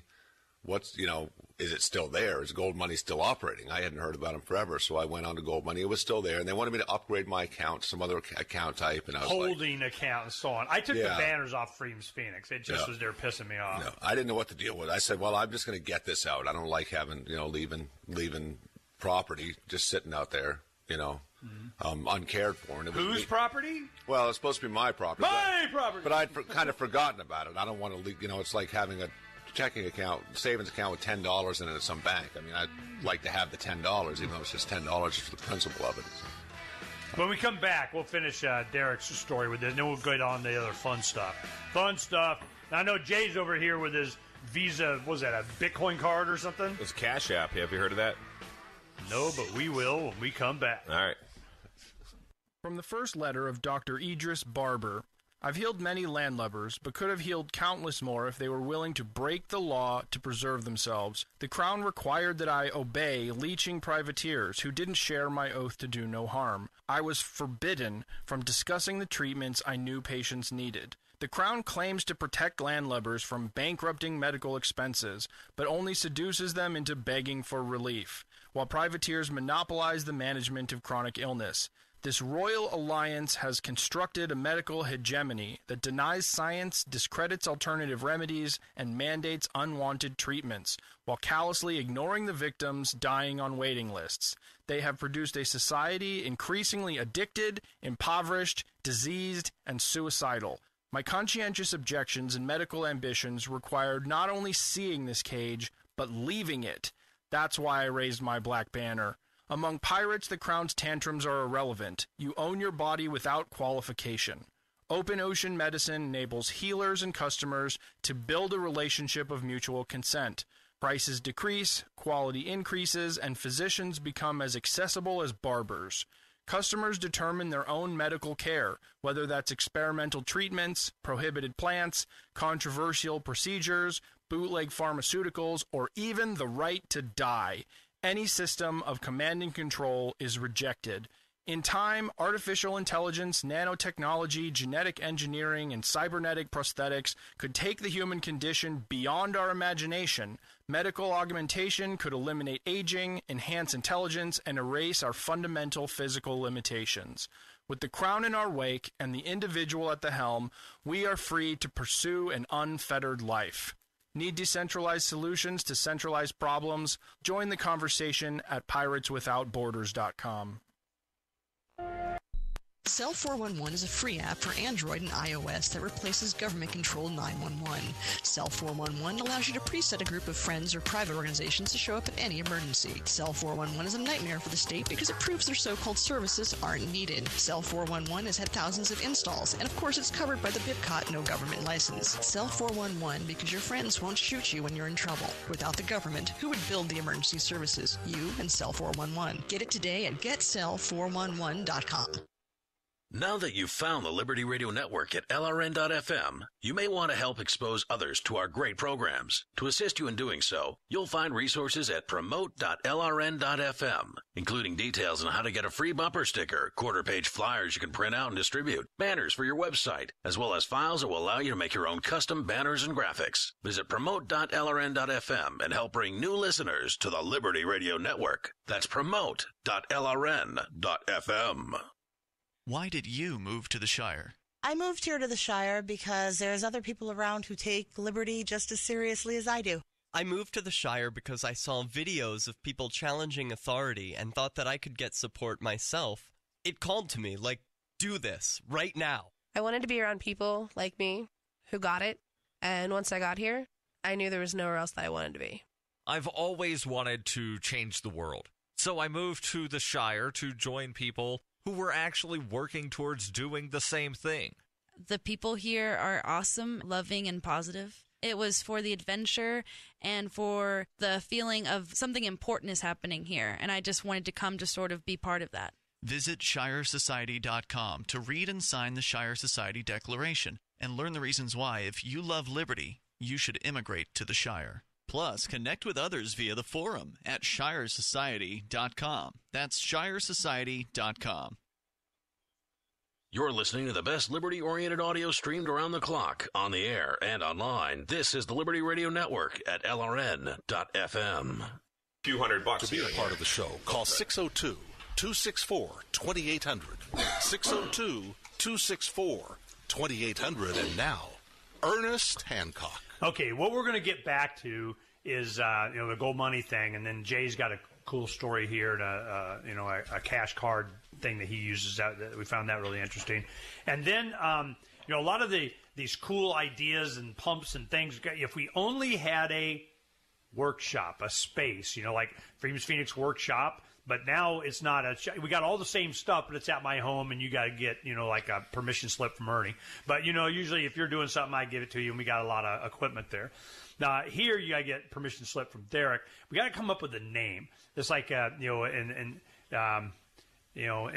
idea, invention, maker, paper maker. This is essentially a hacker space, is what it is. Yeah, it's a more private. More space, private. So we're not. Yeah, he's not opening it up to the riffraff. Yeah. Because this is a family thing. I mean, you got a lot of your family here. Yeah, a lot of family. And your dogs and whatever they come by. So we got to come up with a cool name. We're getting closer. like Pirates Without Borders, we didn't know what to call it for months. It was Derek came up with that. Once you said that one, boom, done. that hit really easy. Fine. Well, this is when did you come up with that anyway? I don't know. I was doing some sheetrock and thinking about it because we had been talking about it on the phone, I think, and I went back to do some sheetrock and then meditation, brainstorming, doing manual labor, and just thought of it. Yeah, did you like it right off the bat? I wasn't sure if you were going to go for it, but you did. Yeah, Immediately. Yeah. I was like, that's perfect. Done. All right, so your gold money thing is that you got your first one, then you go, I want the rest of my gold. Yeah, so I had bought a bunch of gold with crypto. Crypto from various sources. I mean, I've done so many things. We've done Bitcoin Wi-Fi. We've done the Bitcoin vending machine. We've done, I get paid in crypto sometimes. I was selling coffee for crypto at Porkfest. I don't know where my crypto comes from. It's like, pull $1 out of your pocket and tell me where you got it from. You don't know. So I had bought and to have this gold money account, I already had to have drive a selfie with my driver's license, do all this KYC stuff. I mean, they wanted everything. Yeah, no, you send them pictures of all kinds of. And I was crap. like, whatever, it's just such a pain in the butt. I did that years ago, and then when it came time that I made this purchase, I just made the purchase. I went on to Gold Money. They gave me a crypto address. They say they do it through PayPal, but I don't think it was PayPal at that time. I think they were doing it themselves with their own custom software. Bought a bunch of gold. And then not long after, redeemed the bulk of it and left some in there. And 2 years later, come back, and I got a couple $100 in there. I said, well, I'll get that out. I had to buy, the only way to really redeem it was to, buy stuff with it. So you're really buying these little cubes. They're not the actual cubes that are stored. You're buying them, and then they're getting redeemed from some brokerage house in Dallas, I guess. But I buy a couple silver coins. I made a shopping list, buy it. And 2 weeks later, I said, oh, yeah, I bought that. I wonder if that shipped yet. And I went to my Gold Money account. It still said processing. I said, oh, I better check my email. Search, because email, I just don't keep up with it. So I searched Gold Money email, and they said, oh, we need some additional information. They said they needed me to tell me where I got the crypto from, essentially. So I replied to that email. I won't put that whole thing in, but the response was, as a regulated business, them, are required to confirm certain details in relation to our clients. They wanted to know where I got the crypto from. They wanted me to send, if I was getting it, if I was getting paid in crypto, they wanted some records. It's like, who are you working for, man? Bank records. They wanted my Coinbase information. Did you buy it from Coinbase? They actually said that. Did you mine it, or did you get it in pay? There's 100 different ways to get cash. Reach in your pocket and tell me. No, the fact that they would even ask that, there's some form somewhere somebody's asked. They're collecting information on. Did you mine this? Did you? They actually mentioned Coinbase. They put the name Coinbase in there. Yeah, they put Coinbase. Yeah. So, but this was gold that I had stored in the vault that I happened to buy with crypto, 2 years ago. So what did it have to do with crypto now? It's my property, right? It's like Dunkin' Donuts coming to me. You bought a coffee from us 2 years ago, and we just need to know where you got the money from for the coffee. And they wouldn't even answer the question of what are they going to do if I don't tell you. So you were talking about this rating system where, did they answer your questions? Well, I sent them all kinds of questions, and they didn't answer it. So I hate playing ball. I hate doing business with people who play ball with the number one oppressor in the world. Yeah. The state. Well, this was the argument of Schiff had on this. It was, we're bypassing this. We're not doing this. It was still Then it's, well, we got KYC this. It was just, and the point that Derek kept making, he goes, either your whole promise was it was what? It's my property. It's your property. Yeah. You're going, hey, either it's my property or it's not my property. I just want to know which one it is. And they kept saying they're required to do this. And I said, well, just show me this. Where did you're required to do this? I'm willing to do anything that I agreed to do. Just show me where I agreed to do it. And they couldn't produce anything. They produced some statement saying that they were regulated by FinCEN as an example of where I agreed to meet their requirements. So they have these KYC policies, but their KYC policies are secret policies. So obviously I didn't agree to these policies because they're secret. Sounds like a typical Lame answer for when the Ponzi scheme is coming apart, right? And all the money's gone. Well, see, that's what I was worried about. Why I wanted. I'm going. This seems like I could smell a seizure coming. Yeah. So this, so this got escalated to a guy who said in his it's got escalated to the senior relationship manager. Yeah, whatever. And his reply was, "Happy to address your concerns over the phone." He doesn't want to put it in writing. Let me know the best time and number to ring you on. I said, call me anytime. Here's my number. And he called, and we talked. And he was a reasonable guy. And I even used the Dunkin' Donuts explanation. He bought the cup of coffee from Dunkin' Donuts in cash 2 years ago. Where'd you get the dollar from? No, he said, yeah, I understand. And then after the call, none of that got in writing. He said he talked to his compliance team. Do you have any bank statements or financial records showing the purchase and payments of crypto to you? Best regards. What? I said, I don't know that I have that information regarding the coins that were used to make this purchase. I do know the coins were legitimately obtained. And I should have just said, I know the coins belong to me. Because, But are you asking about any bank statements regarding any coins over, or the specific chain of custody for the coins that you received? Do you have the transaction IDs for the coins? Because they don't even have the Bitcoin. You know, they went and sold the Bitcoin for cash 2 years ago. So they're asking. They're trying to get you to get them compliant. Yeah, they're asking me to research. Yeah, that's exactly what it is. They weren't compliant, and probably, they want you to get them compliant. They want me to get them compliant, but that is old business. That is so not your problem. New business is it's my property, and it's their requirements are not requirements of me. It's requirements of them. If they agreed to do something for FinCEN for this KYC stuff, they agreed to do it. I didn't agree to do it. And then he's asking if anyway, so I wrote him a bunch of questions. I said, I don't see any, I said we seem to be going in circles here. Are you asking if I have any bank statements regarding any coins ever or a specific chain of custody coins received? Please show me the requirements you're referring to and where I agreed to it so that I may meet any obligation that I have.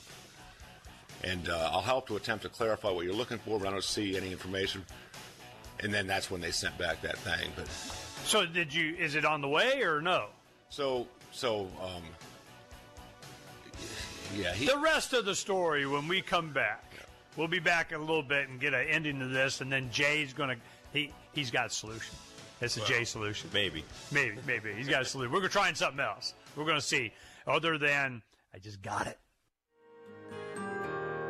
So the protection of life, liberty, and property is what the Free State Project is all about. But it's an effort to move 20,000 people who understand. It's about demonstrating to the entire country that, yeah, we can have a free market, a truly free market. Making it just a freer, great place to live. It's the world's largest voluntarist libertarian community, and it's only getting bigger. That's amazing, to be able to move to a place where other people passionately believe in being free and independent. What the Free State Project is managing to do, though, is to put their money where their mouth is. Physically getting up across the country and saying, let's go someplace and let's demonstrate the power of these ideas. There's a lot of kind of philosophy that surrounds liberty. There's a lot of thinking about it and talking about it. But here in New Hampshire, people are doing it. 101 Reasons Liberty Lives in New Hampshire, a documentary by Free State Project Early Movers. Watch it free at 101reasonsfilm.com. 101reasonsfilm.com. Never, ever send a follow-up email asking, "Did you get my email?" Email 101. If it didn't bounce back undeliverable, it got where you sent it. And avoid transmedia pestering, like calling to ask, "Did you get my email?" or emailing to say, "I left you a voicemail." If your emails and voicemails aren't being acknowledged, your problem isn't technology, it's technique. Is your message concise and understandable? Have you boiled it down to seem as relevant as possible to the recipient? In other words, is it the opposite of spam or junk mail? All of this really matters if you're a job seeker. But even if you're not, with money and attention so scarce now, effective communication skills have never been more important. For more tips, hit survivalspeech.com. I'm Holland Cook. When you hear the word lobbyist, you probably think about greedy corporations, but not all lobbyists are the same.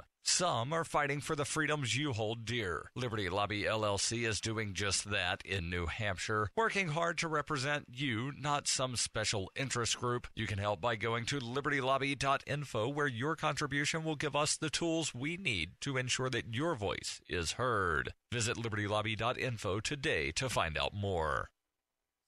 LRN.FM is proud to announce our official listening apps for Android and iOS devices. Now you can easily tune into our streams anywhere, anytime on your smartphone or tablet. Just visit apps.lrn.fm or search for LRN.FM in the Android or Apple app stores. Please download, rate us 5 stars, then share the link on your social media and let your friends and family know how you're listening to LRN.FM.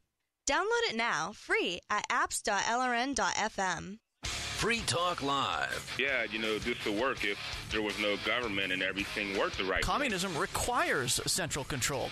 There's evidence that the free market works. The marketplace is what has created all of the wondrous things that we have and take for granted in this world. The marketplace is what brings us air conditioning, grocery stores, the internet, all the things that you enjoy, your cell phone, all the things you take for granted. That's not as a result of government.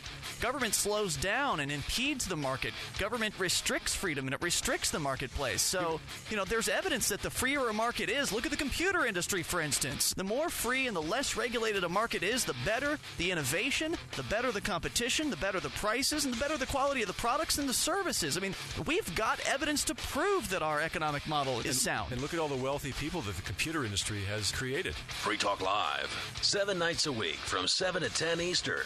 Live on the Liberty Radio Network at LRN.FM.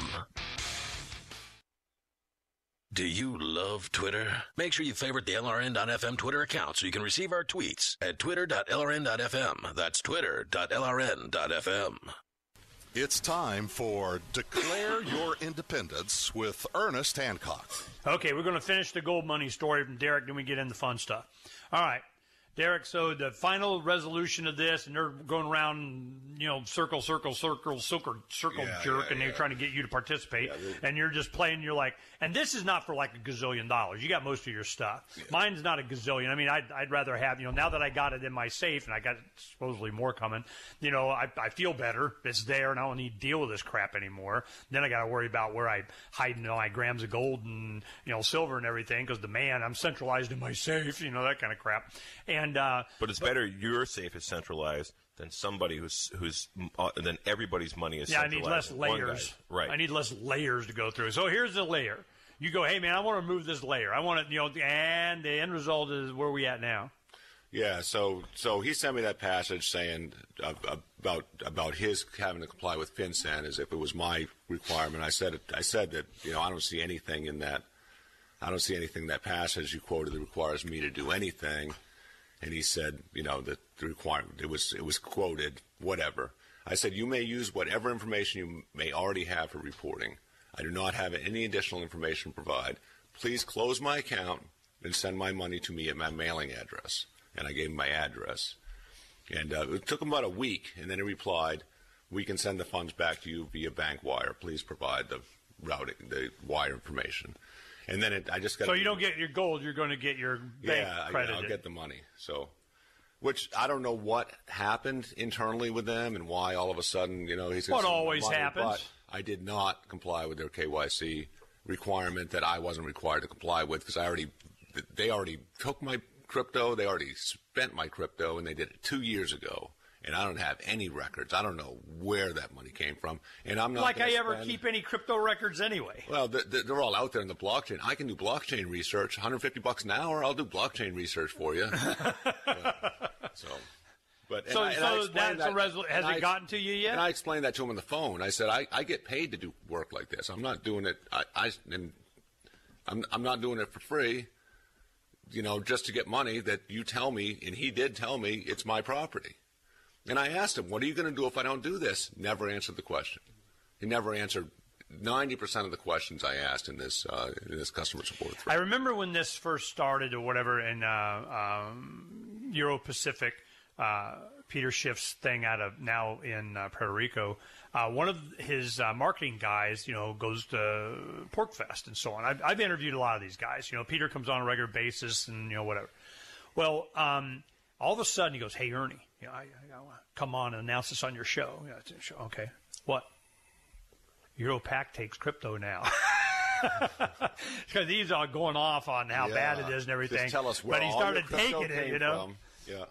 As long as you give us your Coinbase account of where it came from. My takeaway from this is I can't trust anybody. Yeah. That has any of these compliance, because they can't even comply with their own. The rules are so complicated that they can't even comply with it. They're always in trouble, and they are going to offload all the risk onto you. If they have to seize your account, if they have to call FinCEN and say, hey, this guy, and I'm not afraid of them calling FinCEN and saying this guy might be a money launderer, because it's not enough. If they started doing that, everybody looks like a money launderer.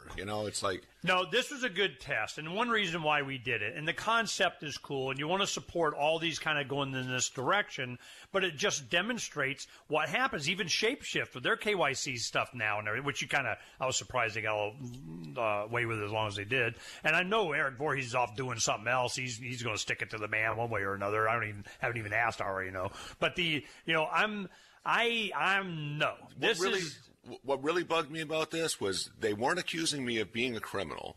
They didn't say, "Are you a criminal?" or "We think you're a money launderer." They just wanted evidence that I wasn't, without even accusing me of having done anything. And one of my questions was, "Is there any evidence? Have you seen anything that indicates that any of this was illegal?" It matters not. Yeah. We have a king. Okay, Jay, you got a solution. How you do? We'll use an example. You do, snow plowing. Snow plowing. Lawn server. Whatever. You're a jack of all trades. I fix your truck, whatever the hell, and the diesels are running. So Jay goes snow plowing. I got snow plowing customers, and I make some money. And you have 3 ways to pay. How do they do that? Well, so they could pay me in peer-to-peer, I call it, which is cash. Which is crypto, silver. That's basically the only peer-to-peer I ever receive currency, and say it's like $50. And then if they want to pay me. So if they give you a $50 bill, they give you $50 in crypto, or they give you $50 in silver. Correct. Or $50 in foot massage, whatever it is. Sure, That's, Anything direct barter, or they got, a rake that you really want, or a weld, something. So they do that. You actually physical asset they give to you. Boom, it's $50. Yep. So I literally trade in U.S. dollars. And so if it's U.S. dollars, I'll say it's $75. And then one guy. Okay, no, wait. If they give you fiat, it's $75. Correct. Okay, so that doesn't include that. Okay, so your cash is crypto, silver, or crypto, silver, or barter. There's one guy I literally trade hours with him a lot. My friend Colin, we trade out in hours quite often, man hours. He helps me, I help him, for example. All right. And then so a lot of people. So I do all kinds of work. Actually, as far as I'm concerned, I'll do anything for work. But I only work for a specific small range of people, and those are basically libertarians and anarchists, non-aggression principle folks. So pretty much everyone I actually engage in, business transactions with. They already get the deal. They get the deal. So a lot of them like crypto. So there is a couple of guys that they have these businesses and they're liberty friendly, but they're all, jacked up with, the government and stuff, and they want to pay me in a check. So I'm like, I'll plow those driveways. It's a property management company. It's going to be $100. And they're like, what? I'm like, well, just go buy some crypto, get your business, and get on a Coinbase or Bitcoin.com or whatever. Go buy some crypto somewhere, and you can pay me in crypto, and you're going to save half. And I literally have a few people that aren't interested in that, so they pay me. I went and got this Cash App thing. So Cash App, you can just Google it. It shows up. And it has Cashapp.com or something? Cash.app. Cash.app. Yep.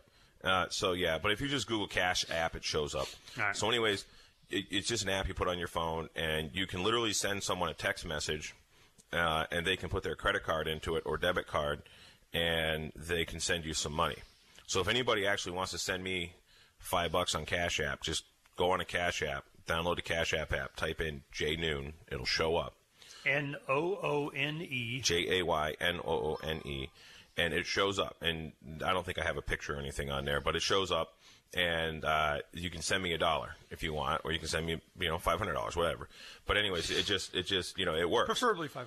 So what I've been doing is in Cash App, it also has you can buy Bitcoin Core, and it only works with Bitcoin Core, which is fine. I don't care. And so these people, this guy who pays me $100 each time I plow his driveway. and it's a big driveway too. And but I get a couple $100 in a Cash App account, and then I go over and I go in through the app and I buy Bitcoin, and it costs 7%. To buy the Bitcoin. I believe that's what it was. And that number fluctuates a little bit. I'm not sure how to come up with that. But anyways, it's the same thing. I can take this actual card and I can go to an ATM machine and I can stick it. It says Visa on it, so it's a Visa payment system. Oh, yeah. So I use it to buy some stuff on Amazon. But I can put it in an ATM machine and I can pull out cash. But it's a 7% surcharge to pull cash out of the ATM. I don't use. I've actually never done that with it. It's because I don't want to turn it into war dollars. I want to short the war dollar. I want to convert it into peer-to-peer cryptocurrency, and this way I use Bitcoin. So that guy who would literally pay me double to do a service for him because he's not going to use Bitcoin because he wants to write it off, I literally just turn it in the app. I turn it into Bitcoin, and then they have a wallet on that app that you don't hold the keys to. Just not like a So I just as soon as it shows up, and it takes like a day, it shows up in that wallet. I just move it over to another wallet I have that's mine, a secure wallet that I hold the keys to. But it's a good way for me to come up with some Bitcoin. Now, this thing here, it asked me for a social security number, and there's a lot of listeners, so I don't have a social security number. So I actually just put a random number in there that I memorized, that I know, for the last 4 digits. And the card showed up and it worked. Okay. Until it doesn't, and that's what I'd like to talk about. When we come back, we'll drill down on this a little bit and pull it. Go ahead and pull it up, a Cash.app, because there's, what he has is like, all right, you want to pay me a credit card? You want to pay me in a check? You want to pay me in cash? I got 3 different rates, and this is how you do it, which allows you to do that. And they're like, damn it. From the second letter of Captain Mark. Any pirate knows that commerce is communication. Markets condense oceans of information into a single price. Innovations in communication are circumventing the scrutiny of the crown. This signals a change in the coin of the realm. The crown uses digital currency to surveil, censor, seize, and destroy wealth at will, so pirate currency must protect us from this weaponized money. We need to move funds further, faster, cheaper, and without third-party observation, basing decisions on an accelerating flow of information. So pirates require nearly instantaneous transactions with no arbitrary limits on volume or artificial influences on fees. Most importantly, a pirate currency must preclude centralization. Otherwise, it will become another link in our chain to the crown. A superior currency will result in the obsolescence of the coin of the realm and the extinction of the crown itself. Trade above the grid. Join us at pirateswithoutborders.com. Is spreading the message of liberty, cryptocurrency, and peace around the globe worth $2 per month to you? As you may already know, in addition to our internet feed, LRN.FM broadcasts on free-to-air satellite across North and Central America, as well as Sub-Saharan Africa. And we've been available on satellite for free 24/7 since 2010. The LRN.FM free-to-air satellite signal is reaching some of the most oppressive regimes in the world, and there's no doubt our ideas are making an impact. You can learn more about the channel's impact by watching the 3-minute video at fund.lrn.fm. If you'd like to help free minds globally with our ideas of liberty, cryptocurrency, and peace, you can donate as little as $2 per month via fund.lrn.fm. You can help us continue and expand our satellite broadcast to multiple continents. Visit fund.lrn.fm today, and thank you for your help. Don't forget to share the link on social media. That's fund.lrn.fm. Are you a cryptocurrency advocate? The Crypto Tip is the ideal outreach tool to help new people discover cryptocurrency. It's a printable business card-sized tip that you can give to service providers, preferably in addition to a good cash tip. When the server scans the QR code, it'll bring up an explanation of cryptocurrency, how to install a wallet, and allow them to claim the tip. If they don't claim the crypto, you get your tip refunded to you after a time period you specify. Plus, if they do claim the tip, you get an email alert. Create as many tips as you want at cryptotip.org. That's cryptotip.org. There are lots of ways to listen to Free Talk Live. Our podcast has been around since podcasts began, and now the FTL feed is loaded with content besides our full show archives. Did you know that we make it easy for you to customize your podcast subscriptions? We have different feeds, one that includes only our full shows, one with just the Daily Digest, and one with just the Edgington Post. You decide what you listen to. It's quick and easy to customize your feeds at feeds.freetalklive.com. That's feeds.freetalklive.com. I've been told no in many different ways. I give you an order and you're going to obey it. George, you can go this way. You can't do that, and you have to leave here. You cannot bring signs into the rally. Walk with me. Well, I'm comfortable here, actually. Whoa, hey, who do you think excuse me? There is no video and audio allowed in this office. No, I have work today. You ain't gonna make it. Wait a minute. Holy Hey! Oh my God! Unbelievable! Why are you running from me? Because you're scared me. What am I being detained for? You're being served. What is this? You're being served. What is this? Bureaucrats have a funny way of telling people no. That's the sound of the men working on the chain. Derek J's Victimless Crime Spree. Watch it for free and order the Director's Cut DVD at victimlesscrimespree.com. You can put the Liberty Radio Network on the air in your area. Visit broadcast.lrn.fm to learn how. Broadcast.lrn.fm. Freedom's the answer. What's the question? You're listening to Ernest Hancock. All right, we're going to finish the story with Jay Noon here and his Cash App. And I just want, there's a story up. I mentioned this real quick. The Ethiopian crash of the Boeing 737, it looks like, it was set to dive and so on. They got all these problems, and I'm going, was that a mechanical thing or a software thing? Yeah. We had a Tesla auto drove into a lake. This is, you start giving all the, and this is what Ben was going on about yesterday. If you don't know how the chip is made and all this kind of stuff, this is what we're setting ourselves up for. All of a sudden, it's really scary. It's not just that they're spy devices. It's that they don't necessarily know. Nobody knows what they're introducing. Oh hell, AI would just decide we need to be dead. Yeah, but they introduce bugs in their code that nobody else gets to look at and review. So a lot of these back doors they put in are exploitable by other people. Proprietary death trap. The way they were even intended to work, even though they're intended to spy on you, there's even worse side effects. Yeah. The groundwork for the Skynet, right?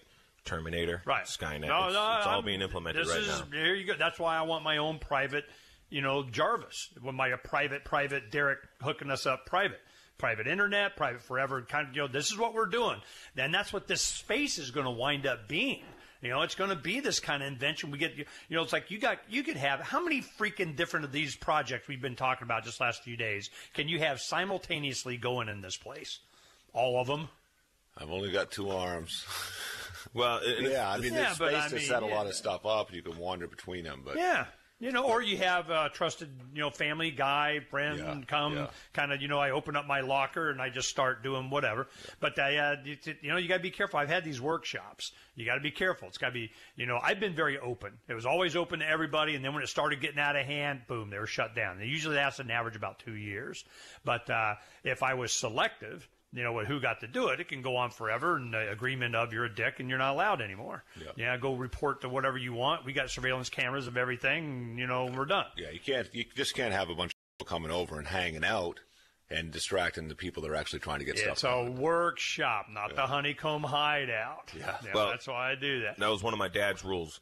Nobody's allowed to hang out. Like, we had an office at the bar, and I remember a lady years ago says, I'm going to go sit in a lounge for a little while. My dad's like, we don't have a lounge. Go pick up a pitchfork. Go rake something. Go sweep the aisle. Nobody lounges. If you're not working, you're preventing somebody from working. He didn't want anybody there that was hanging around doing nothing. If you were like 70, you could hang out and do nothing.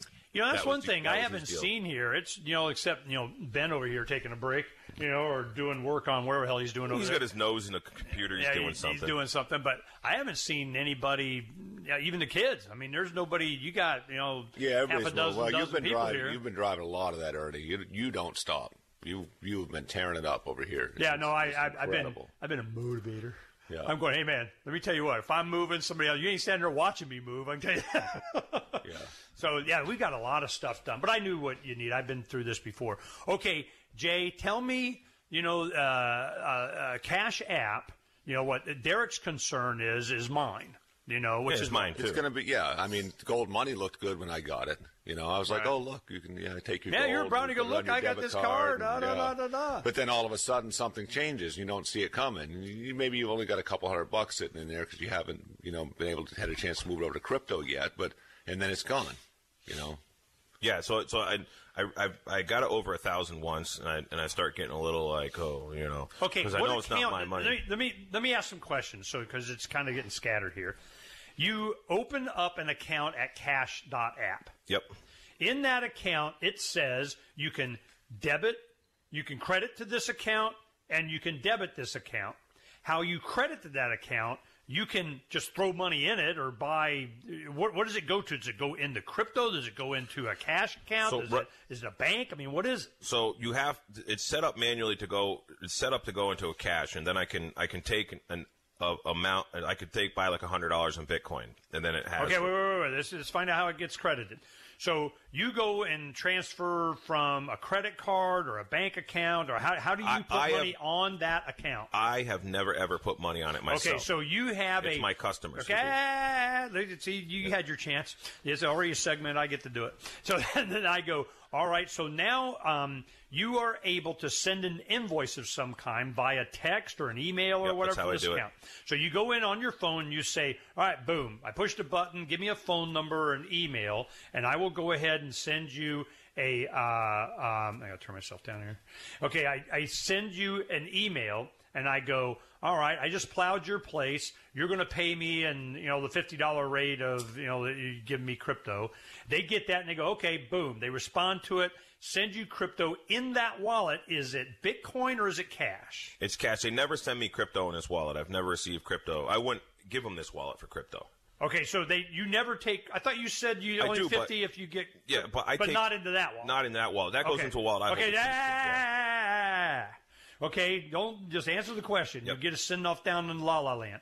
So the reason that you use that wallet is so that the people that insist on paying you banknotes, credit cards, whatever, that it can go into that wallet, and it's easy for you to convert that into crypto. Yes. Okay. So then they say, all right, I'm not using the $50 way. You just open up your crypto wallet and you just deal that way. Yep. Or they give you whatever, they give you some silver and you're done. Now, if you're using this application, you go, yeah, because of the taxes and this and the man and and I charge more because get over it. Correct. So you go, all right, well, they say $75. $75 is what? A check? Oh, cash. I tell them. So $75 is like greenback, your cash in hand, currency, fiat. So they go, all right, I just got cash. I thought cash was good. It's not good. And you go, hey, man, life sucks. Get Crypto's crypto. better. Crypto's better. So they give you $75, and you go, all right, I got $75 you put in your pocket. Yes. So this is for the guys that use credit cards or checks through their company or some other crap like that. Yep. All right, so it's double. Yep. And if you want my services, it's double. Get over it. I want it to be comfortable to use crypto. I want it to hurt a little bit to use cash. I want it to hurt more to use the card. I'm hip. You the man. So you go in and you say, all right, so this whole thing is not for crypto. It's to make it easy to convert into crypto, the surplus that you get from them, because they want to use the man's money. Yeah, another option with this thing you can do, and I only did it once because it's like 7%. It might actually have been 10% to go this way, but you can actually send crypto to your Cash app, and it was a little buggy when I kind of did it, but I sent like $20 worth of Bitcoin to it a while ago, and you can use, and then when you swipe the card, it'll deduct that Bitcoin out. But I don't want to do that because it basically dumps it on an exchange, is what I understand. And I don't want to spend my crypto with people who just dump it into an exchange. Like FSP was taking crypto, but it was going, bam, right into an exchange. They weren't holding it. It wasn't going to vendors who accept crypto or people.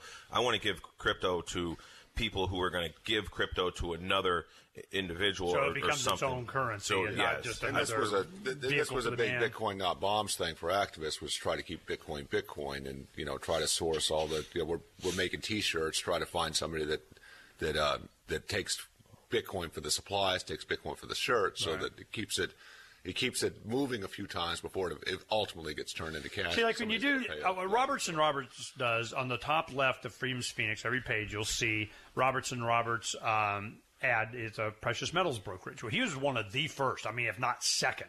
He was in the very beginning. He would take crypto. Well, BitPay made it to where anybody could pay with crypto. They're crypto rich and they want to get some gold or whatever. Well, he just sees it as cash because it goes to BitPay, and then they take and credit his bank account with the cash. So he never has to even see it, deal with it. Hey, you want to do crypto? I don't give a crap. That's BitPay's problem. But that's the way he has to do that, because the way it swings and gold. If of course you can't wait. He could be bankrupt in one transaction. Yeah, you got crypto going up and down and silver going up and down. It's got to be insta-pronto, right in the bank account if I ordered and I'm done and lock it in. And Tim is experienced enough to know you don't speculate as a broker. You get your ass kicked that way. You may take your profits in silver or something like that, but you go play in somebody else's money and you're done. So this is what allows the crypto. All right. Now, what you're doing is they want to pay with their Visa. It's going to be on the bank, on their company, and they want to be able to write it off or whatever. So they go ahead and they send you a credit card transaction with whatever you send them. It pays into that account, and you see that as dollars. Yes. Okay? And where's the KYC in there? It's very limited because, like I said, I just gave limited a 4-digit number. Did you give him an email? Email, phone number, and name. Okay, so you're KYC. So then they go in. Pretty light, though. Well, it's going to be whatever, but it doesn't matter because while it's there, you convert it into crypto and you're done. Right. They can't take it after you put it in your own wallet. And this is tied to any bank account or anything? It's just... No, there's no bank account hooked up to it. Really?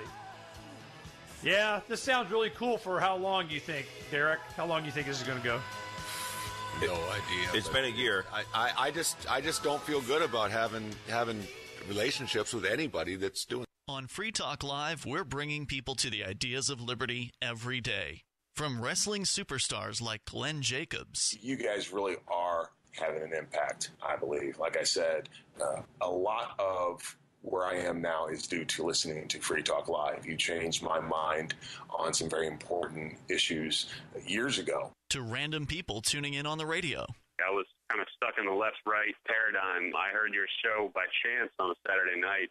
From there, I went on, joined the Free State Project, and become an amplifier. So, that's really the reason why I amp is because I know that if it wasn't for you guys being on as many stations as you are, I never would have found the ideas of liberty. Your amp will directly change more lives by getting Free Talk Live in front of people looking for talk radio online and on the air. When you amp Free Talk Live, you get perks like access to the AMP-only Facebook group and AMP podcast. Visit amp.freetalklive.com.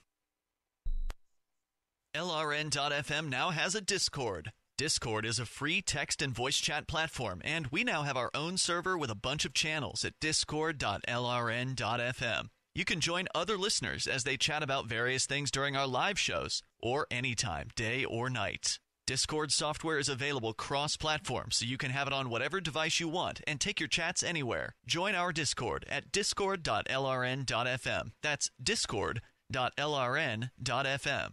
Did you know that Free Aid is a mutual aid, educational, and networking organization? At Free Aid, we support volunteers who provide first aid. We do outreach to the public about health and safety, and we bring together medically skilled freedom lovers. Free Aid is made possible by your generous support. Donors can receive great gifts like first aid kits, t-shirts, silver dime cards, and hoodies. The Free Aid Silver Dime Card Project is sponsored in part by Roberts & Roberts Brokerage, Freedom's Phoenix, and Don't Tread on Meme. Visit fr33aid.com. Declare Your Independence with Ernest Hancock continues after the news, live on the Liberty Radio Network at LRN.FM. This is the Liberty Beat, your daily source for Liberty news and activist updates. Produced in partnership with SNLS News and listeners like you. Online at libertybeat.news and snls.news. I'm Mick Murrow with the Liberty Beat for Thursday, March 14th, 2019. Gold opened the day at $1,298. Silver opened at $15.22. And Bitcoin is trading around $3,850. Today's prices are brought to you by InnoScale. Take off with Managed Cloud. Looking for a safe, secure way to store your important files online? Let InnoScale handle it for you. Their high-availability cloud servers are the perfect solution for clients needing one or more secure, scalable servers with built-in hardware failover protection. For details, see them online, innoscale.net. In the news, in a close vote of 54 to 46, the United States Senate on Wednesday passed a joint resolution calling for the end of U.S. military involvement in the Yemen war, noting that no such involvement was ever authorized by Congress. Debate on the resolution, as in the past, centered on arguments that the U.S. involvement isn't technically a war in and of itself, and that ending the war would be bad for Israel. On the other side, the focus was heavily on Saudi war crimes that the U.S. has been supporting. The resolution came with an amendment by Senator Rand Paul, which seeks to ensure that no language in the bill inadvertently authorizes any other wars. The Pentagon on Wednesday announced it has allocated $300 million to support U.S.-backed Syrian Democratic Forces, as well as $250 million to secure the borders of Syria's neighbors. The funding is part of the 2020 budget.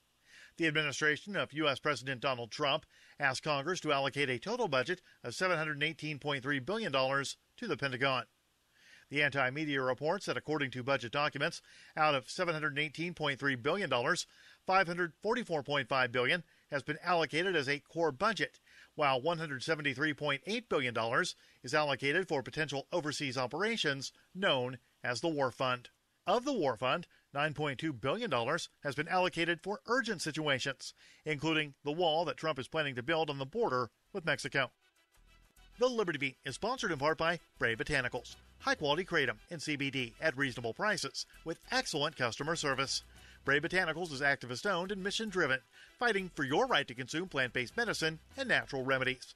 More info is online at mybravebotanicals.com. And Liberty Beat listeners can save 10% off your purchase by using promo code SNLS at checkout. This is the Liberty Beat for Thursday, March 14th, 2019. The Liberty Beat is online at libertybeat.news and snls.news. Your news now continues. YouTube has finally gotten around to shutting down a notorious softcore pedocentric channel months after its creator was arrested in Central Florida for molesting a 15-year-old girl in a hotel room near Walt Disney World. The anti-media reports that UK-based Ian Rylett was arrested in August of 2018 on suspicion of molesting the teen, shortly after she signed a contract to appear on the 55-year-old's YouTube channels, one of which was 7 Supergirls. In response, YouTube has finally shut down the operation. 2 individuals involved in a violent attack on the North Korean embassy in Madrid have reportedly been linked by Spanish authorities to the CIA. According to a report from the anti-media, 2 of the 10 assailants who broke into the embassy and interrogated diplomatic staff have been identified and have connections to the U.S. intelligence agency. The CIA has denied involvement in the attack. A family in San Antonio, Texas, is heartbroken and searching for answers this week after a San Antonio police officer shot and killed their chihuahua in their backyard. The Free Thought Project says that after the officer shot the tiny dog, he gave no reason for doing so and simply left. Neighbors who heard the gunshot were startled and also wanted to know why a cop would open fire in a residential area to shoot and kill a tiny chihuahua. Support for the Liberty Beat comes from the Conscious Resistance Network, featuring videos, news reports, and articles from a spiritual anarchist perspective. Experience the Conscious Resistance at theconsciousresistance.com. How would you like to have your business featured on the Liberty Beat? You can. Just send an email to libertybeat@snls.news for details. This is the Liberty Beat, produced in partnership with SNLS News and listeners like you. The Liberty Beat is online at libertybeat.news and snls.news. I'm Mick Murrow reporting for the Liberty Beat for Thursday, March 14th, 2019. Reminding you, spread liberty with a smile. A report released Tuesday by physicists at Stanford University revealed that the entire known universe, from the whole of human civilization to the totality of matter and energy, is actually the fictional setting of a cop show called Hard Case. According to authors of the report, existence as we know it was created solely to provide the framework for the primetime drama that airs weekly in a parallel universe, and that every historical event prior to the show's September 2008 pilot, including the Renaissance, World War II, evolution, the September 11th attacks, and the presidential administration administrations of Washington through Clinton never actually happened and are merely part of the elaborate backstory crafted by Hard Case creator and showrunner Dominic Egan. We used to believe that our universe operated under immutable laws of thermodynamics and gravitational relativity, but now we know everything just comes from the minds of Hard Case's 12 staff writers. Overall, it seems like a very well-written show. Physicists have theorized that the universe will cease to exist whenever Hard Case airs its final episode. This is the Onion News Network. And now, live from the studios of Freedom's Phoenix, Ernest Hancock. Believe me when I say we have a difficult time ahead of us. But if we are to be prepared for it, we must first shed our fear of it. I stand here without fear because I remember that I am here not because of the path that lies before me, but because of the path that lies behind me. I remember that for 100 years we have fought these machines. And after a century of war, I remember that which matters most. We are still here! Today, let us make them remember. We are not afraid!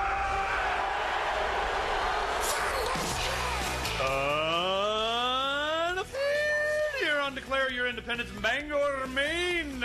Well, we're doing finishing out the week here at the Paper Soap Hacktivist Factory of Ideas Invention something. So you guys come up with a better name. I mean, we got to work it out.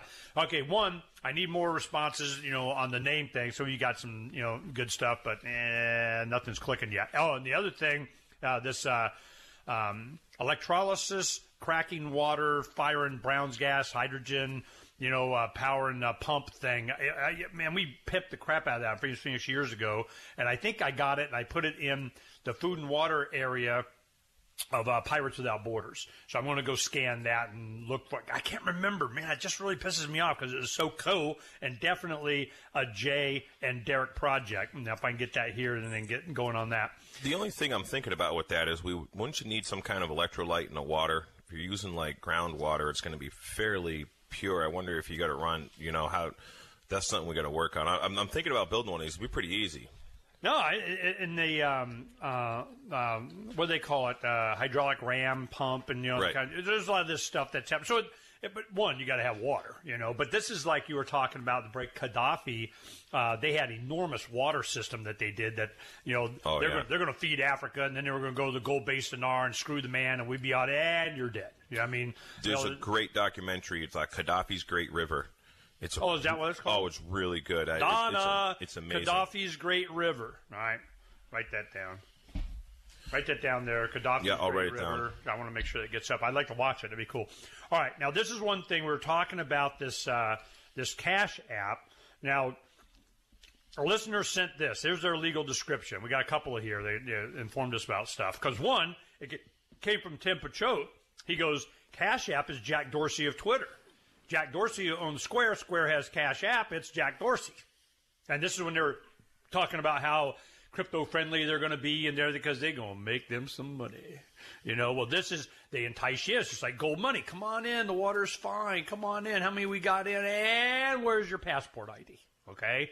So they suck you in, suck you in, suck you in, suck you in, and then you got to get down on your knees and perform, So I'm going, all right, so we'll see how long it goes because you piss off Jay Noon, that'd be bad. All right. One listener goes, Cash App legal. Excuse me. To register, open, and use an account, Square may require that you submit certain account information, including but not limited to your name, email address, text-enabled phone, mobile phone number, that's the big one right there, text-enabled mobile phone number, street address, zip code, date of birth, social security number, and a government-issued form of identification to Square. Now, how much they needed a phone number, an email, and last four digits of a made-up number. Right. All right, then it goes, in connection with your use of the service, you may not refuse to A, cooperate in any investigation concerning activity that potentially violates the law and or the service terms. B, provide confirmation of your identity. Or C, provide confirmation of any information you provide us. So they're, same. Confirm information that you provide is reasonable, right? It's like don't lie to us. Don't lie. Now, what I understand is if you start going through the app, if their algorithm, because I doubt any human is inputting this stuff, but if their algorithm pops up a red flag and it doesn't show up, or things don't jive or match or whatever, then they will ask you, other things. Or if I'm sure if I started getting $10,000 pays. Every couple of days, or time for the driver's license. Then they're going to be like, oh, this is freeze, frozen until. Okay, this is what I want to. I want to make sure people understand this concept. Just to understand this concept, no memory, just concept. When we were doing the camera fraud thing, 4409 and back in Phoenix, and they had these freeway cameras that were giving speeding tickets, and now they got videos on the cameras on the freeways. Oh my God! And everybody made a big deal out of that. They finally got them to remove them. Well, at least they're not sending you a ticket, whether they're gone or not. People thought that they were, he's speeding, flash. And they take a picture of a license plate. That was all BS. They don't need to flash. They do whatever they want to do. But what they didn't know, and we made a big deal out of, these are continuous video surveillance cameras. They are not just flashing when you speed. Yeah. They are watching everything.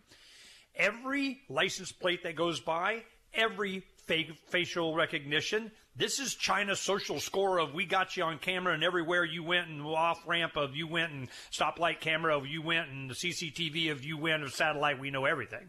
This is, everything. Don't delude yourself, okay? Or at least I want you to think that, panopticon kind of thing. So they actually got all this information. When something happened, because there was a guy that shot a photo radar van, and he's just a lot of them, they just park them there and they just collect the money. Well, this guy shot in a pickup truck or something, shot a 45 into one. Boom, just to it pissed me off. It killed the guy in it. Okay, there was a guy in it and he killed him. Well, they definitely they're going to pull out the stops to find that guy. Well, that's when they kind of revealed themselves. They track everybody. And they go back into the records and they see where this car went here, who went there, where he came from, where he went, license plate, boom, they caught him like immediately. So then we had confirmation. Of course, it's a continuous video system surveillance of the whole city. Well, then you go, all right, well, that's good they caught that guy and he, screwed up and kind of, and bad and whatever. But this is what the deal is. You do a person of interest request. It's a law enforcement thing. It's like a background. It's like a back trace for a confiscated firearm in a crime. They put it in the property room. They want to know, by serial number, who manufactured it, who distributed it, what retailer it went to, who bought it, and then from there it kind of, they send you stuff. We want to know, where this gun went, whatever. If you pawn it, if you get it worked on, boom, it gets back into the chain of custody, and they start seeing, where it's at. So what they do in this person of interest request is they punch a button. It's like Snowden stuff. We push this button, and we know everything. So they pushed a button on any information, a license plate, a facial recognition, or any piece of information that they have in something, and it's like an Enemy of the State with Will Smith, and Gene Hackman. It just goes back.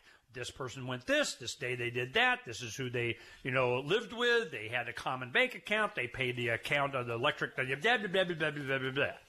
So, with your account, what'll happen, you go, well, I'm not doing big, giant transactions of anything, they don't give me for money laundering with. That's just another piece of data for them. Sure. They just go, we want to track who this guy that did this Bitcoin transaction, that paid this credit card, that did this guy, that he went over.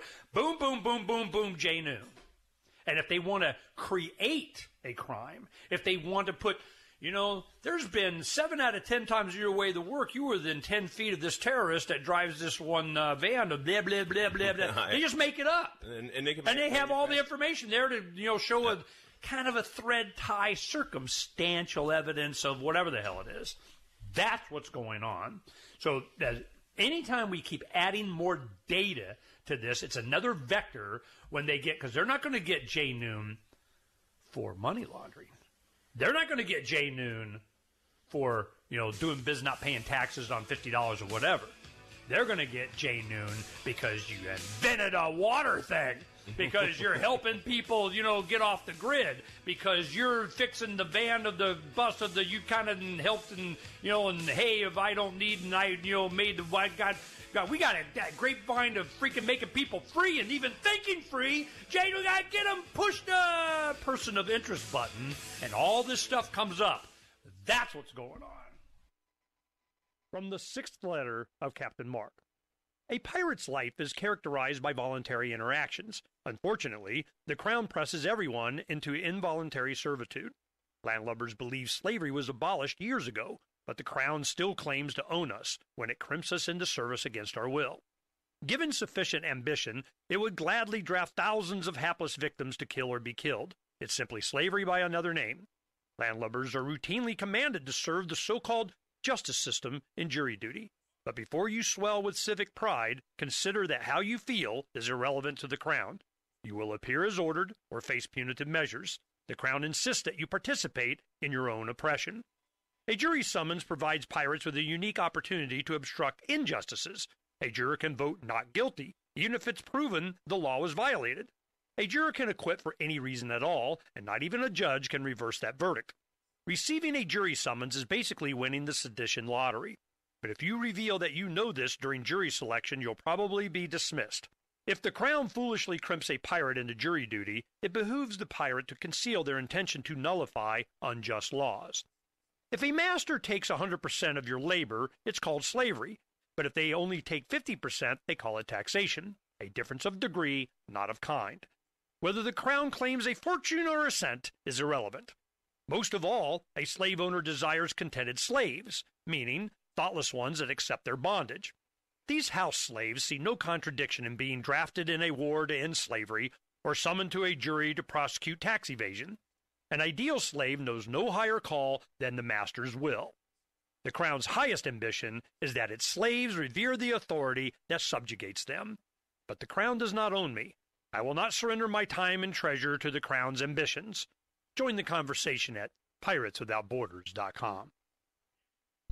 There are basically two types of advertising, direct response and branding. Radio's great for direct response with its low cost to listener ratio, but audio can't be beat for branding, which is a longer-term endeavor. You want to be the first thing that someone thinks of when they think about your product or service. If you have a local business that you want kept top of mind in your community, call the station. If you need national reach, Free Talk Live's got around 200 radio stations, millions of monthly listening sessions, can suit all budgets, and if we don't think we're right for you, we'll tell you.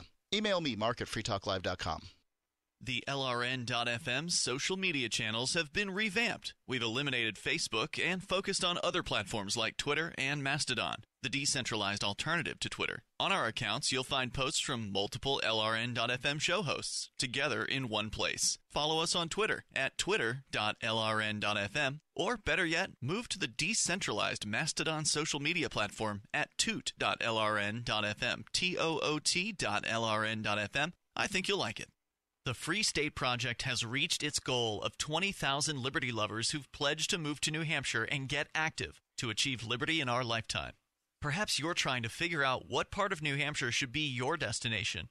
If so, consider Keene. You'll find more than 150 reasons to move to Keene at move.freekeene.com. Keene is famous for its historic, publicity-generating activism, as well as being the liberty media capital of the world. It's home to freekeene.com, New Hampshire's destination for liberty activism, news, and opinion. For years, we've been compiling over 150 reasons to move to Keene at move.freekeene.com, where you'll learn about some of what's happening here and what makes Keene a great place to live. If you love liberty, you'll probably enjoy anywhere you end up in the Shire. But do your due diligence first. Please visit move.freekeene.com for the full list of over 150 reasons to move to Keene. That's move.freekeene.com.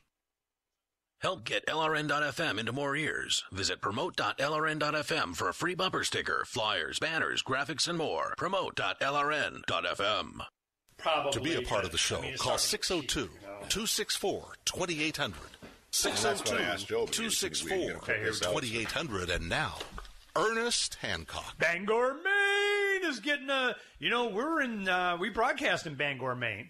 They go, I go to the drive-through and I talk and they go, oh, you must be Ernest Hancock. Are you Ernest No, not really. But anyway, it's possible. It's possible. But it's broadcast all over. There's a lot of small communities have little pirate whatever. This is cool. We're enjoying this. So people, at least know about the show and so on. And Bangor is I know you were like, you hate the snow, yet you're willing to come out and suck up some heat, in Arizona. But I'm going, it doesn't suck that much. Especially you got this building here. I think you're stuck here now, man. Yeah, I mean, living in the north when it gets cold in the winter, it gives you good opportunities to do something different. I think people that live in warm climates where it's the same temperature every day, it's like, maybe I'll do it tomorrow. You can always do it tomorrow. It's going to be the same weather. Well, now that you have, you got this place cleared out now, you're starting to get, you got it heated in different places. You got a workspace. You're not like stuck in your cubicle kind of thing anymore. Now you got a place to go. It's warm and you can still get stuff done. Yeah. And I don't mind the snow. I mind the cold. And I don't care if it's, 30 degrees or 10 below. It's the cold I don't like. I like to be able to go outside and do stuff. And that's why I love the summers here, because I'll spend all summer working on stuff outside. Because, it's light till 10. Yeah. Yeah, and it's lighter later. Okay, so what were we talking about? We were on the Cash App thing. They did that. There was something else we wanted to finish. Oh, yeah. Gold money. Now, Gold Money, where you're at now, they decide, you just close my account and give me my stuff. And they go, yeah here's your what? How much they give you? Well, he said, they'll wire it to you.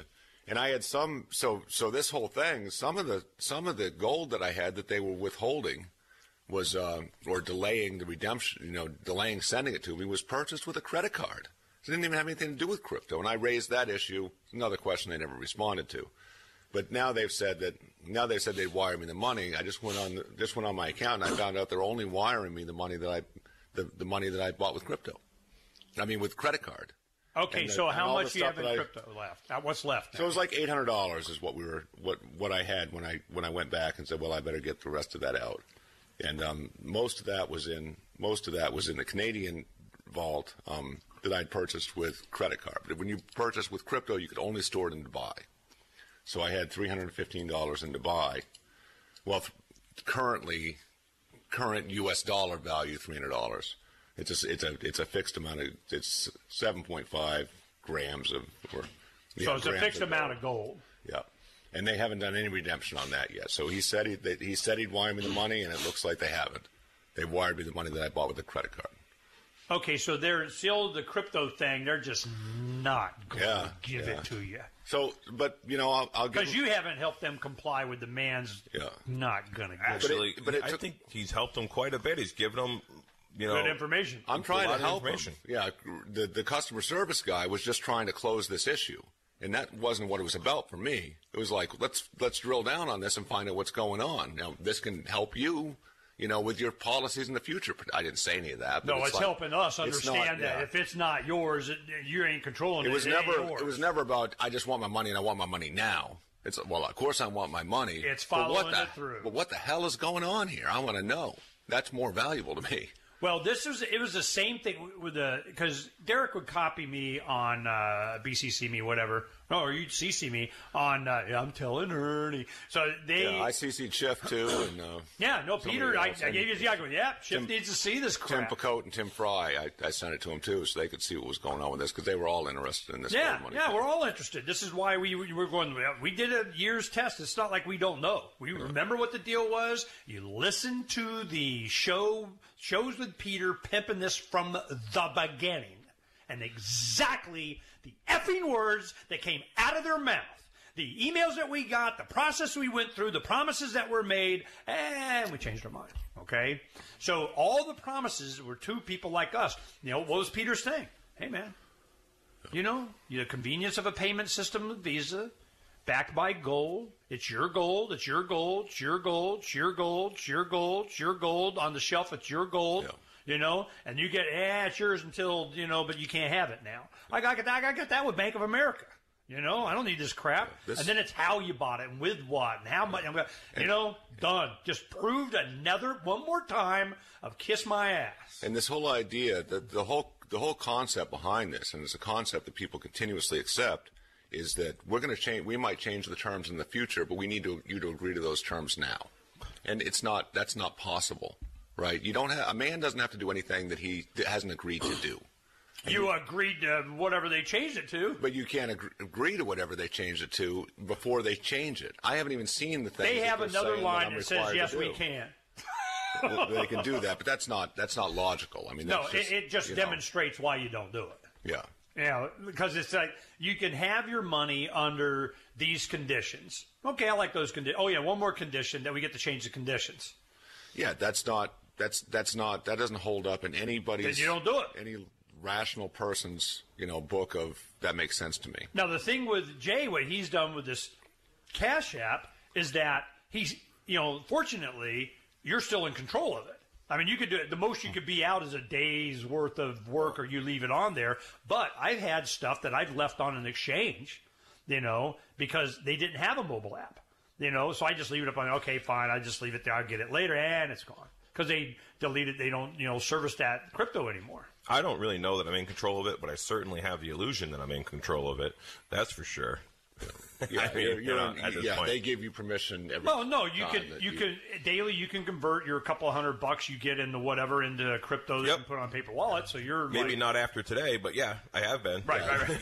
Every time last week. Every time you've said may I, they've said okay, sure, you can do it, but they can say no, I don't think so anytime. And I'm sure that's in the terms I didn't read. Yeah, there's a Jack Dorsey agreement of Twitter he's compliant with and him and Rogan are sitting there, laughing, wringing their hands of you believe this, you son of a bitch? So this is a perfect example of the decentralization of everything because they're going to screw you if they can or if they are required to participate in America's economy of yada, yada, yada, yada. Well, I like this new word, catalactics. Have you heard this? Yeah, James Corbett brought it back up. It's kind of, a old Austrian economist thing. And the point that they were making is economics comes from the root, home budget or something. Well, then you got one economy. It's Uncle Sam's economy. I don't screw his economy. I don't give a crap about him. They have whatever the economy. Well, what's the economy? Well, sort of the Fed says or some crap like that. It all, connected with you. I don't want to be connected with them. What is this product? I want this battery charger. What's it worth? It's worth whatever I'll pay for it. I go to the airport and they got a $20 little one charge fee if I can do that, and it's probably worth $3 at the store. But are you willing to pay $20 when you need it at the airport? Well, catalactics. It's what I'm willing to pay for something at the point of sale. That is what the value is what somebody's willing to pay. Supply and demand. I have boom. Catalactics. That's a reality. Right, that's not. It's a name for something that is a fact. Yeah, that's the name for it. Catalactics. It's the reality of how much I'm willing to part with. You can say, no toilet paper can be more than $1 a roll, but that'll never be true. Yeah, just ask Venezuela. It's actually not true. Yeah. We didn't even get on all the news of the world. We didn't even make it past Bernard, von Nauhaus on the Freedom's Phoenix. We'll be right back with some more stuff. This Your Family Today tip is brought to you by Boost Kid Essentials Nutritionally Complete Drink, providing your picky eater with essential nutrition and great taste in one drink. Visit us at kidessentials.com. To make sure your kids eat healthy, follow the 5-a-day plan. Serve 3 servings of vegetables and 2 servings of fruit daily. Remember, a serving could just mean a piece of fruit or a half cup of veggies. If your kids are picky eaters, ask a nutritionist about other sources. For more tips like these, visit us at parenthood.com/yourfamilytoday. Imagine someone in your community getting in their car, turning on the radio, and hearing the Liberty Radio Network. You can make that vision a reality with your own micro radio station. Visit broadcast.lrn.fm to learn how you can put our programs on the air in your area. You can have LRN.FM running around the clock, and you can even add in your own local shows. Building a radio station is simple, but programming isn't. That's where LRN.FM comes in. Learn more at broadcast.lrn.fm. That's broadcast.lrn.fm. This is Michael Dean from the Freedom Fiends. I've run websites since 1996 and have used over a dozen web hosts in that time. AgristHosting.com is the only one that hasn't broken my heart. Agrist Hosting's uptime and service is stellar, and their DDoS mitigation is the best I've seen.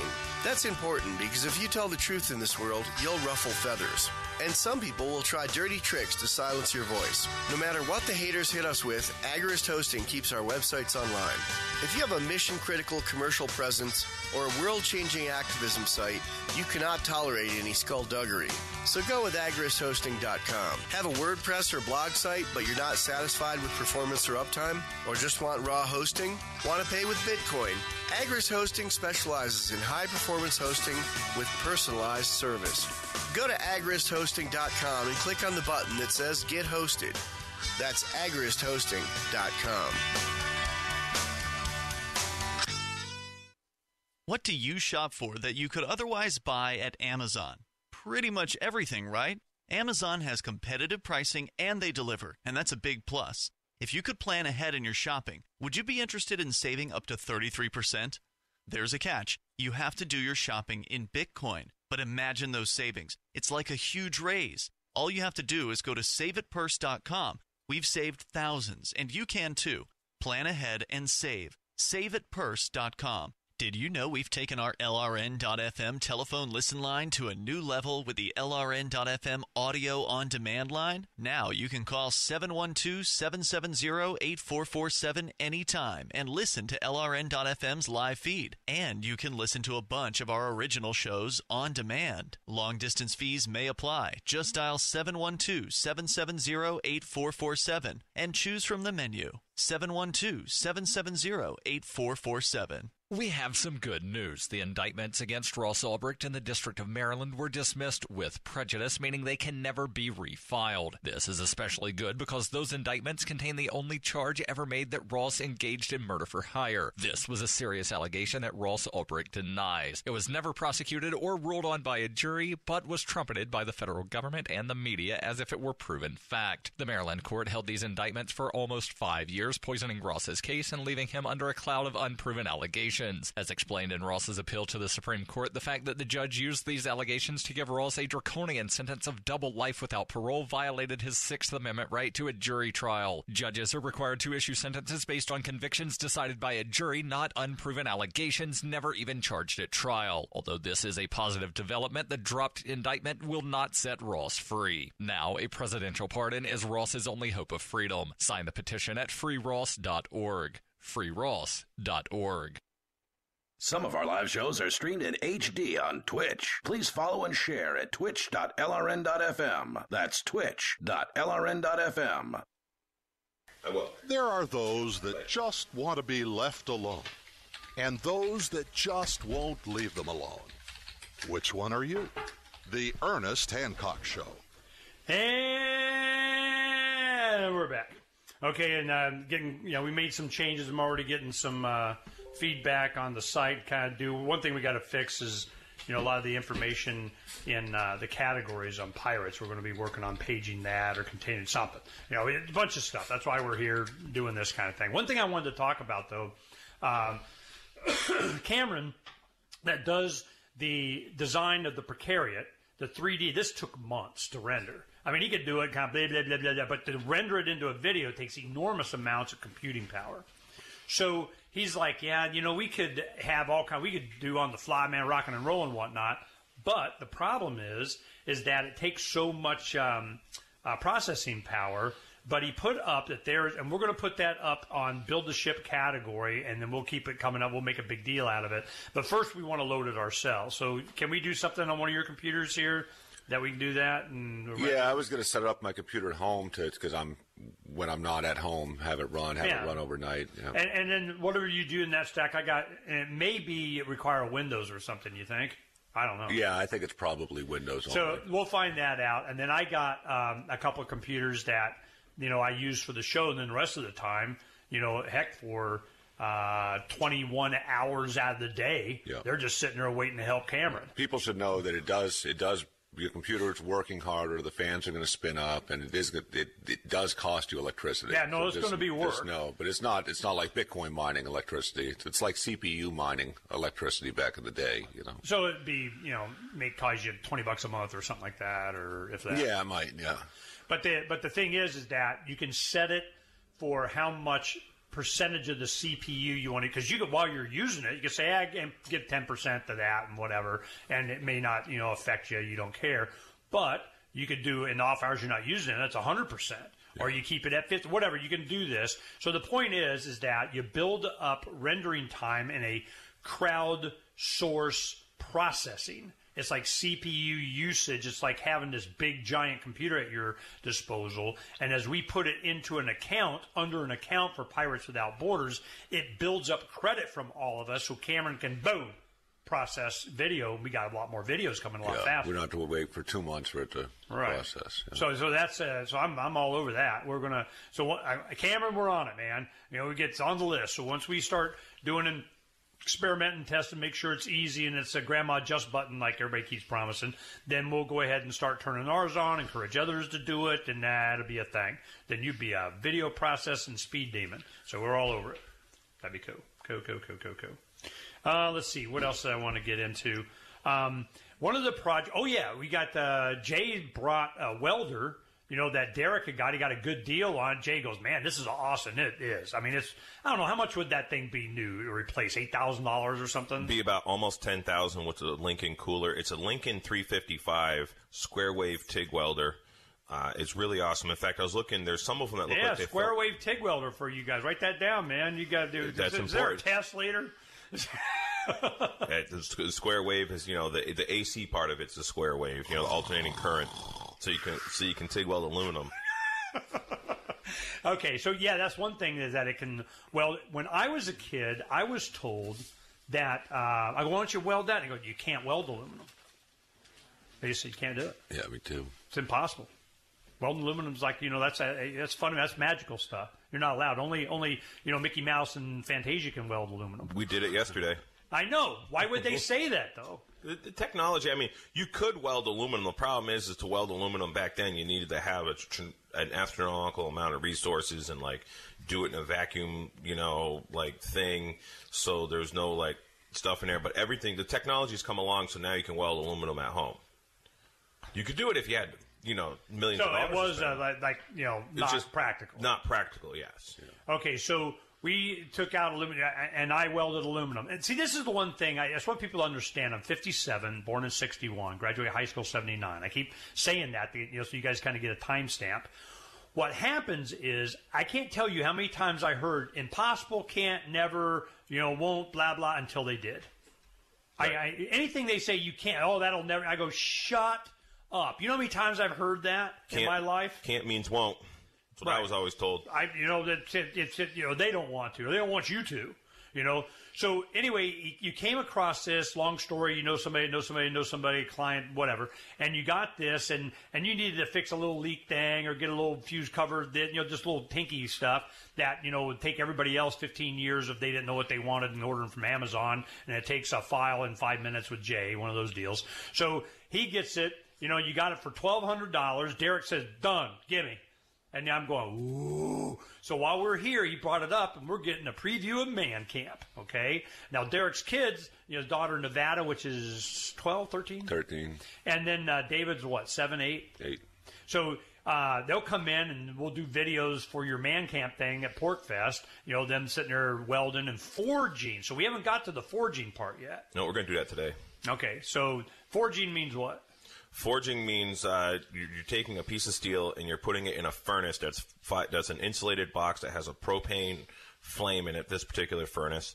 And blower? Yeah, well, it's just a propane force under pressure forces in there. Yeah, there's no actual blower in this one. So if we had a coal-fired furnace or forge, we would have a blower to blow air, and the more air you get in, the hotter it goes. So anyways, I think it's called a King or a Knight forge. It's like an Amish. It's a Farrier's forge. It's small, so it's portable, so I could pick it up and put it in the back of the truck.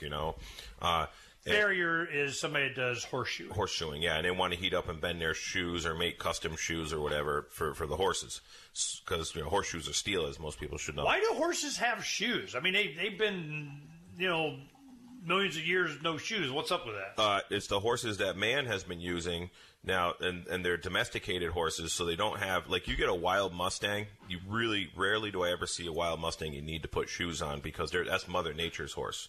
That horse is tough. They have hard feet. You just trim their hooves a little bit. But domesticated horses aren't running in a wild range, their whole lives. They're standing in a stall. They're standing in a pasture. They're, being fed all kinds of, high energy food. They're not having to work for their food. They're not having to scrounge. Most of them are pretty fat, just like it's like how your fingernails get thicker and stronger when you're using your hands a lot. You're banging them into stuff. Where a person that doesn't work with their hands much, they have really thin fingernails. So is it a genetic breeding thing, or is it just from? It's a combination of, yes, genetics and the fact that they're standing around, and then for now we got generations and generations and generations of horses that have been domesticated, and also there's a whole industry around shoeing horses, and the horse shoeing industry was basically what the tire industry is today, 150 years ago. So there's another thing too is now the tire industry is going to, we don't need tubes or tires, it's just a 3D print a tire, and that's going to go too. That'd be cool. Anyways, so getting back to the forging, so like Derek's mother was here yesterday, and I says, hey, you want some functional iron art around your house? You want to hang some plants? And she goes, oh yeah, I'd like a couple plant hangers. And I kind of explained to her how her grandkids could make them for her. Well, there's one here. Yeah, that's a coat hanger. Well, that's a coat hanger I made, yep. And I gave the Derek a while ago. And so I make these coat racks all the time, functional horseshoe art. And it's fun. I like to make them. You'd make them out of old horseshoes. And is there like big giant piles to haul off my used horseshoe place or something? Yeah, so my brother's a professional farrier, Josh Noon Farrier, if you want to find him on Facebook. He's actually one of the best guys in the Northeast. And so I've been taking all his horseshoes, which I've kind of, I just wipe them out of them all the time. Free now. Resource, man. And then I just hooked up with another local girl in Ware, New Hampshire. And I got to get a hold of her. She told me April 1st, call me, I'll have a pile of horseshoes for you. So you're not short. All you need is electricity. I've been short horseshoes. I've been making a lot of things all this winter, and I ran out. And I got a few projects I got to get to. I got some orders I got to fill for people. But it's fun, and what I really want to do is get these kids doing it so they can do it. And maybe Derek and David. You get a little kid to be. Any of my grandkids get to say they did some blacksmithing, and they actually do some welding, and they make this kind of He-Man stuff. That is man camp. That's right. You're going to be doing this at Fork Fest and Pork Fest, right? Yes, that's right. Very cool. We get a video out of it. Yeah. All right. Hold on. We'll talk more about some co stuff when we come back in just a little bit. Kids got some gloves.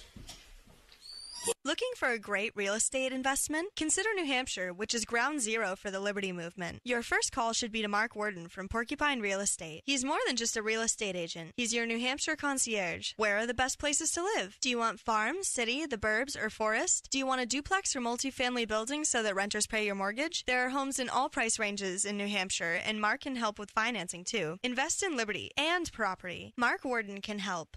PorcupineRealEstate.com.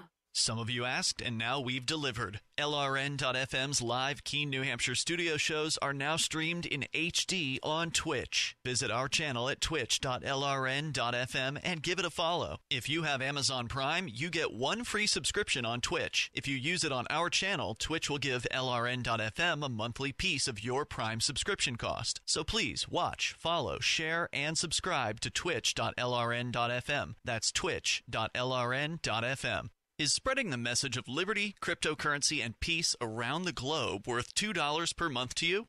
As you may already know, in addition to our internet feed, LRN.FM broadcasts on free-to-air satellite across North and Central America, as well as Sub-Saharan Africa. And we've been available on satellite for free 24/7 since 2010. The LRN.FM free-to-air satellite signal is reaching some of the most oppressive regimes in the world, and there's no doubt our ideas are making an impact.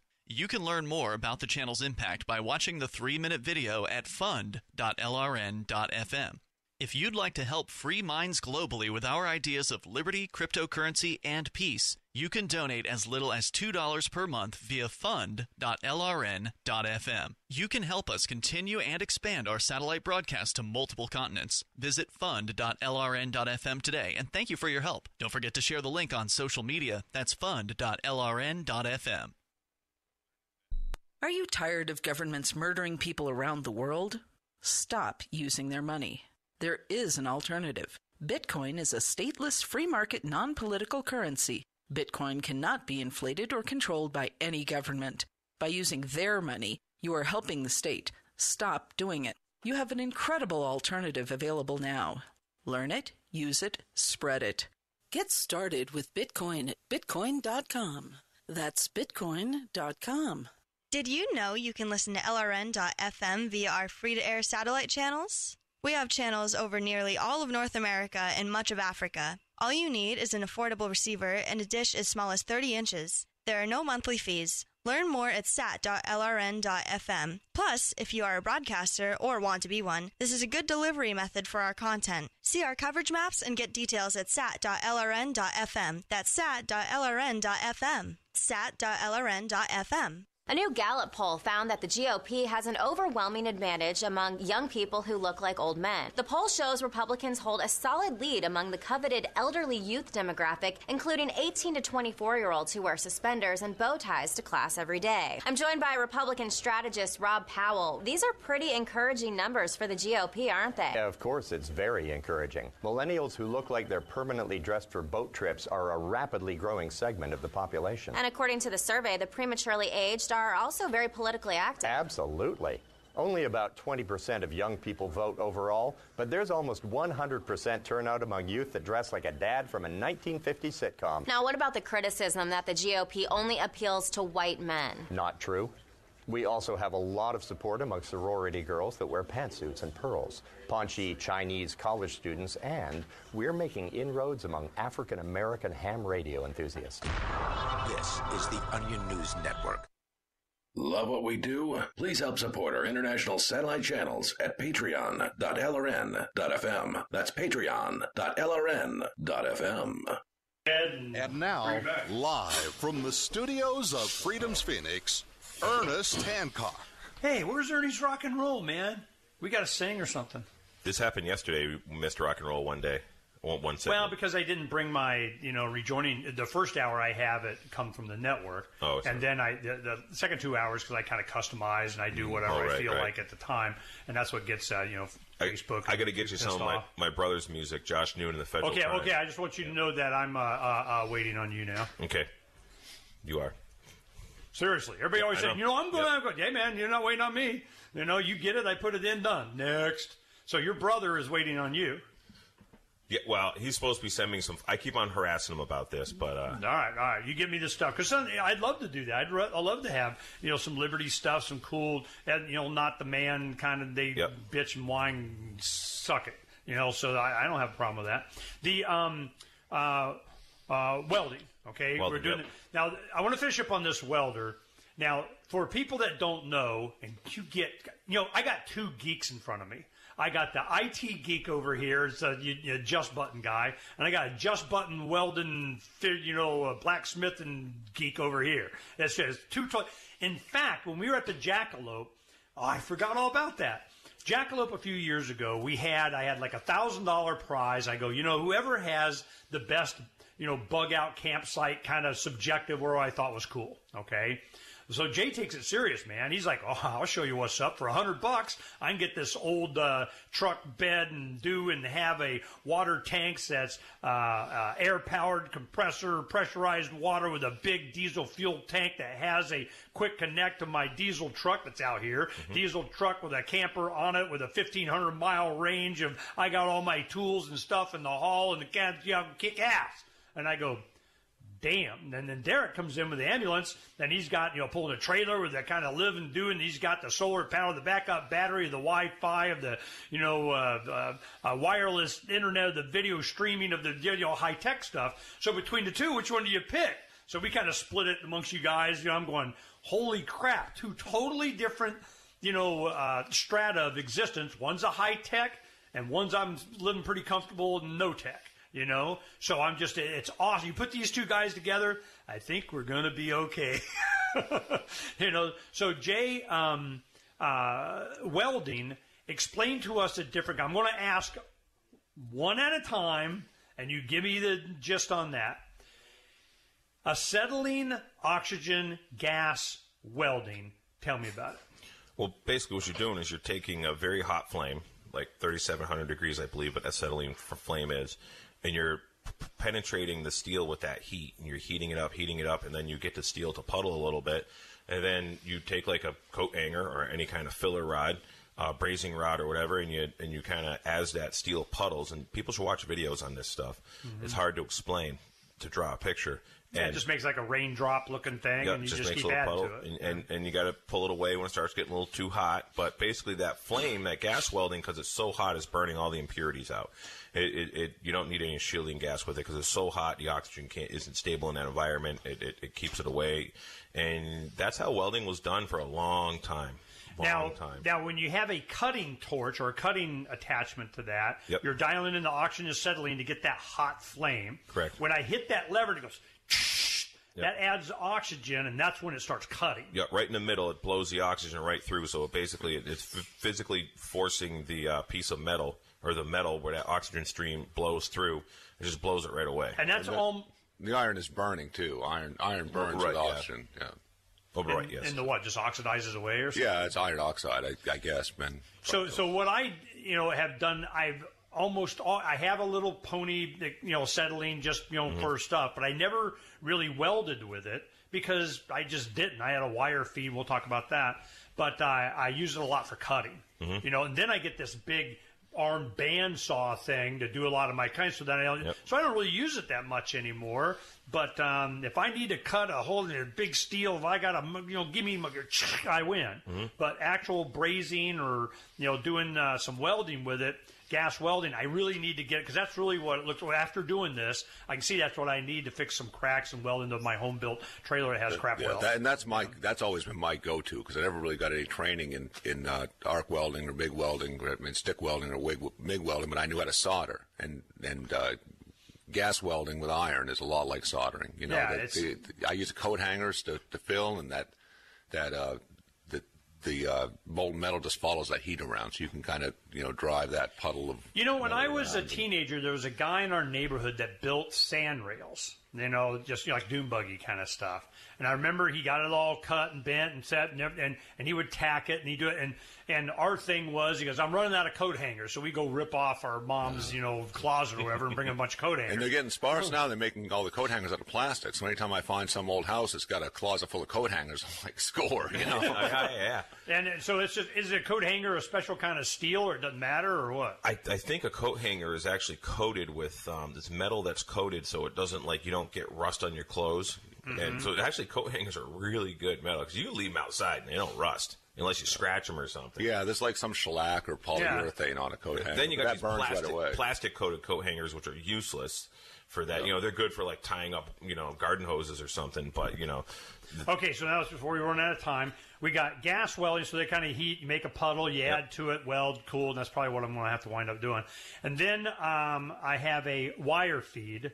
That is I think it's a flux core, just an old, $100 wire feed I got 15 years ago when they first started coming out. And that technology has gotten so much better. And so I take, and it works, but man, it better be ideal conditions of the same metal, and the same kind of, because it doesn't have a gas field, and we'll get into that. So a wire feed, all it does is have an arc, and it's just feeding in that coat hanger, and just melting it into something, and that arc that it creates is what melts the metal around it or something. Heats it up. Okay, so that's basically it on that. Yep, this is a wire-fed arc weld. All right, so that's good for what? Anything? Well, so the flux core and a technology like the guy I bought this TIG welder from, he welds columns and skyscrapers. It's his biggest thing that he does most often. He's using flux core to do that right now. So it's kind of like an arc welder. It is an arc welder, but he's using really thick wire, 1/64 thick wire. Damn. and he's pushing 250 amps from the welding machine when he does this. So really, wire feed is arc welding, like a regular, Lincoln Buzzbox, arc welding. It's just that the material is feeding out the middle to go to it. With stick welding, your flux is on the outside of the rod, and with the MIG, your flux is in the center of the rod. So really, it's the same thing, just depending on the machine of how it dials in and the speed of the wire and the amps that you're doing. I got a couple of dials on. All right, so that's really not that big a difference. The other thing, when you take a wire feed and you add a gas field around it, what's that, MIG? Yeah, it says MIG. Metal inert gas is what MIG stands for, and you have a solid core wire.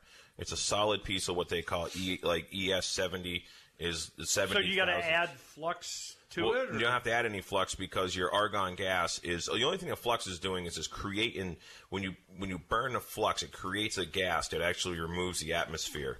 But now we just do it with argon. We remove the atmosphere, or you would have to do it in a vacuum chamber. I had no idea. I thought it was taking away some impurities or doing It's all about keeping the metal from rusting while you're welding it, from the oxygen from getting into the metal. So the flux itself creates some kind of gas field that pushes the oxygen away. Yeah. Oh, okay. That makes sense now.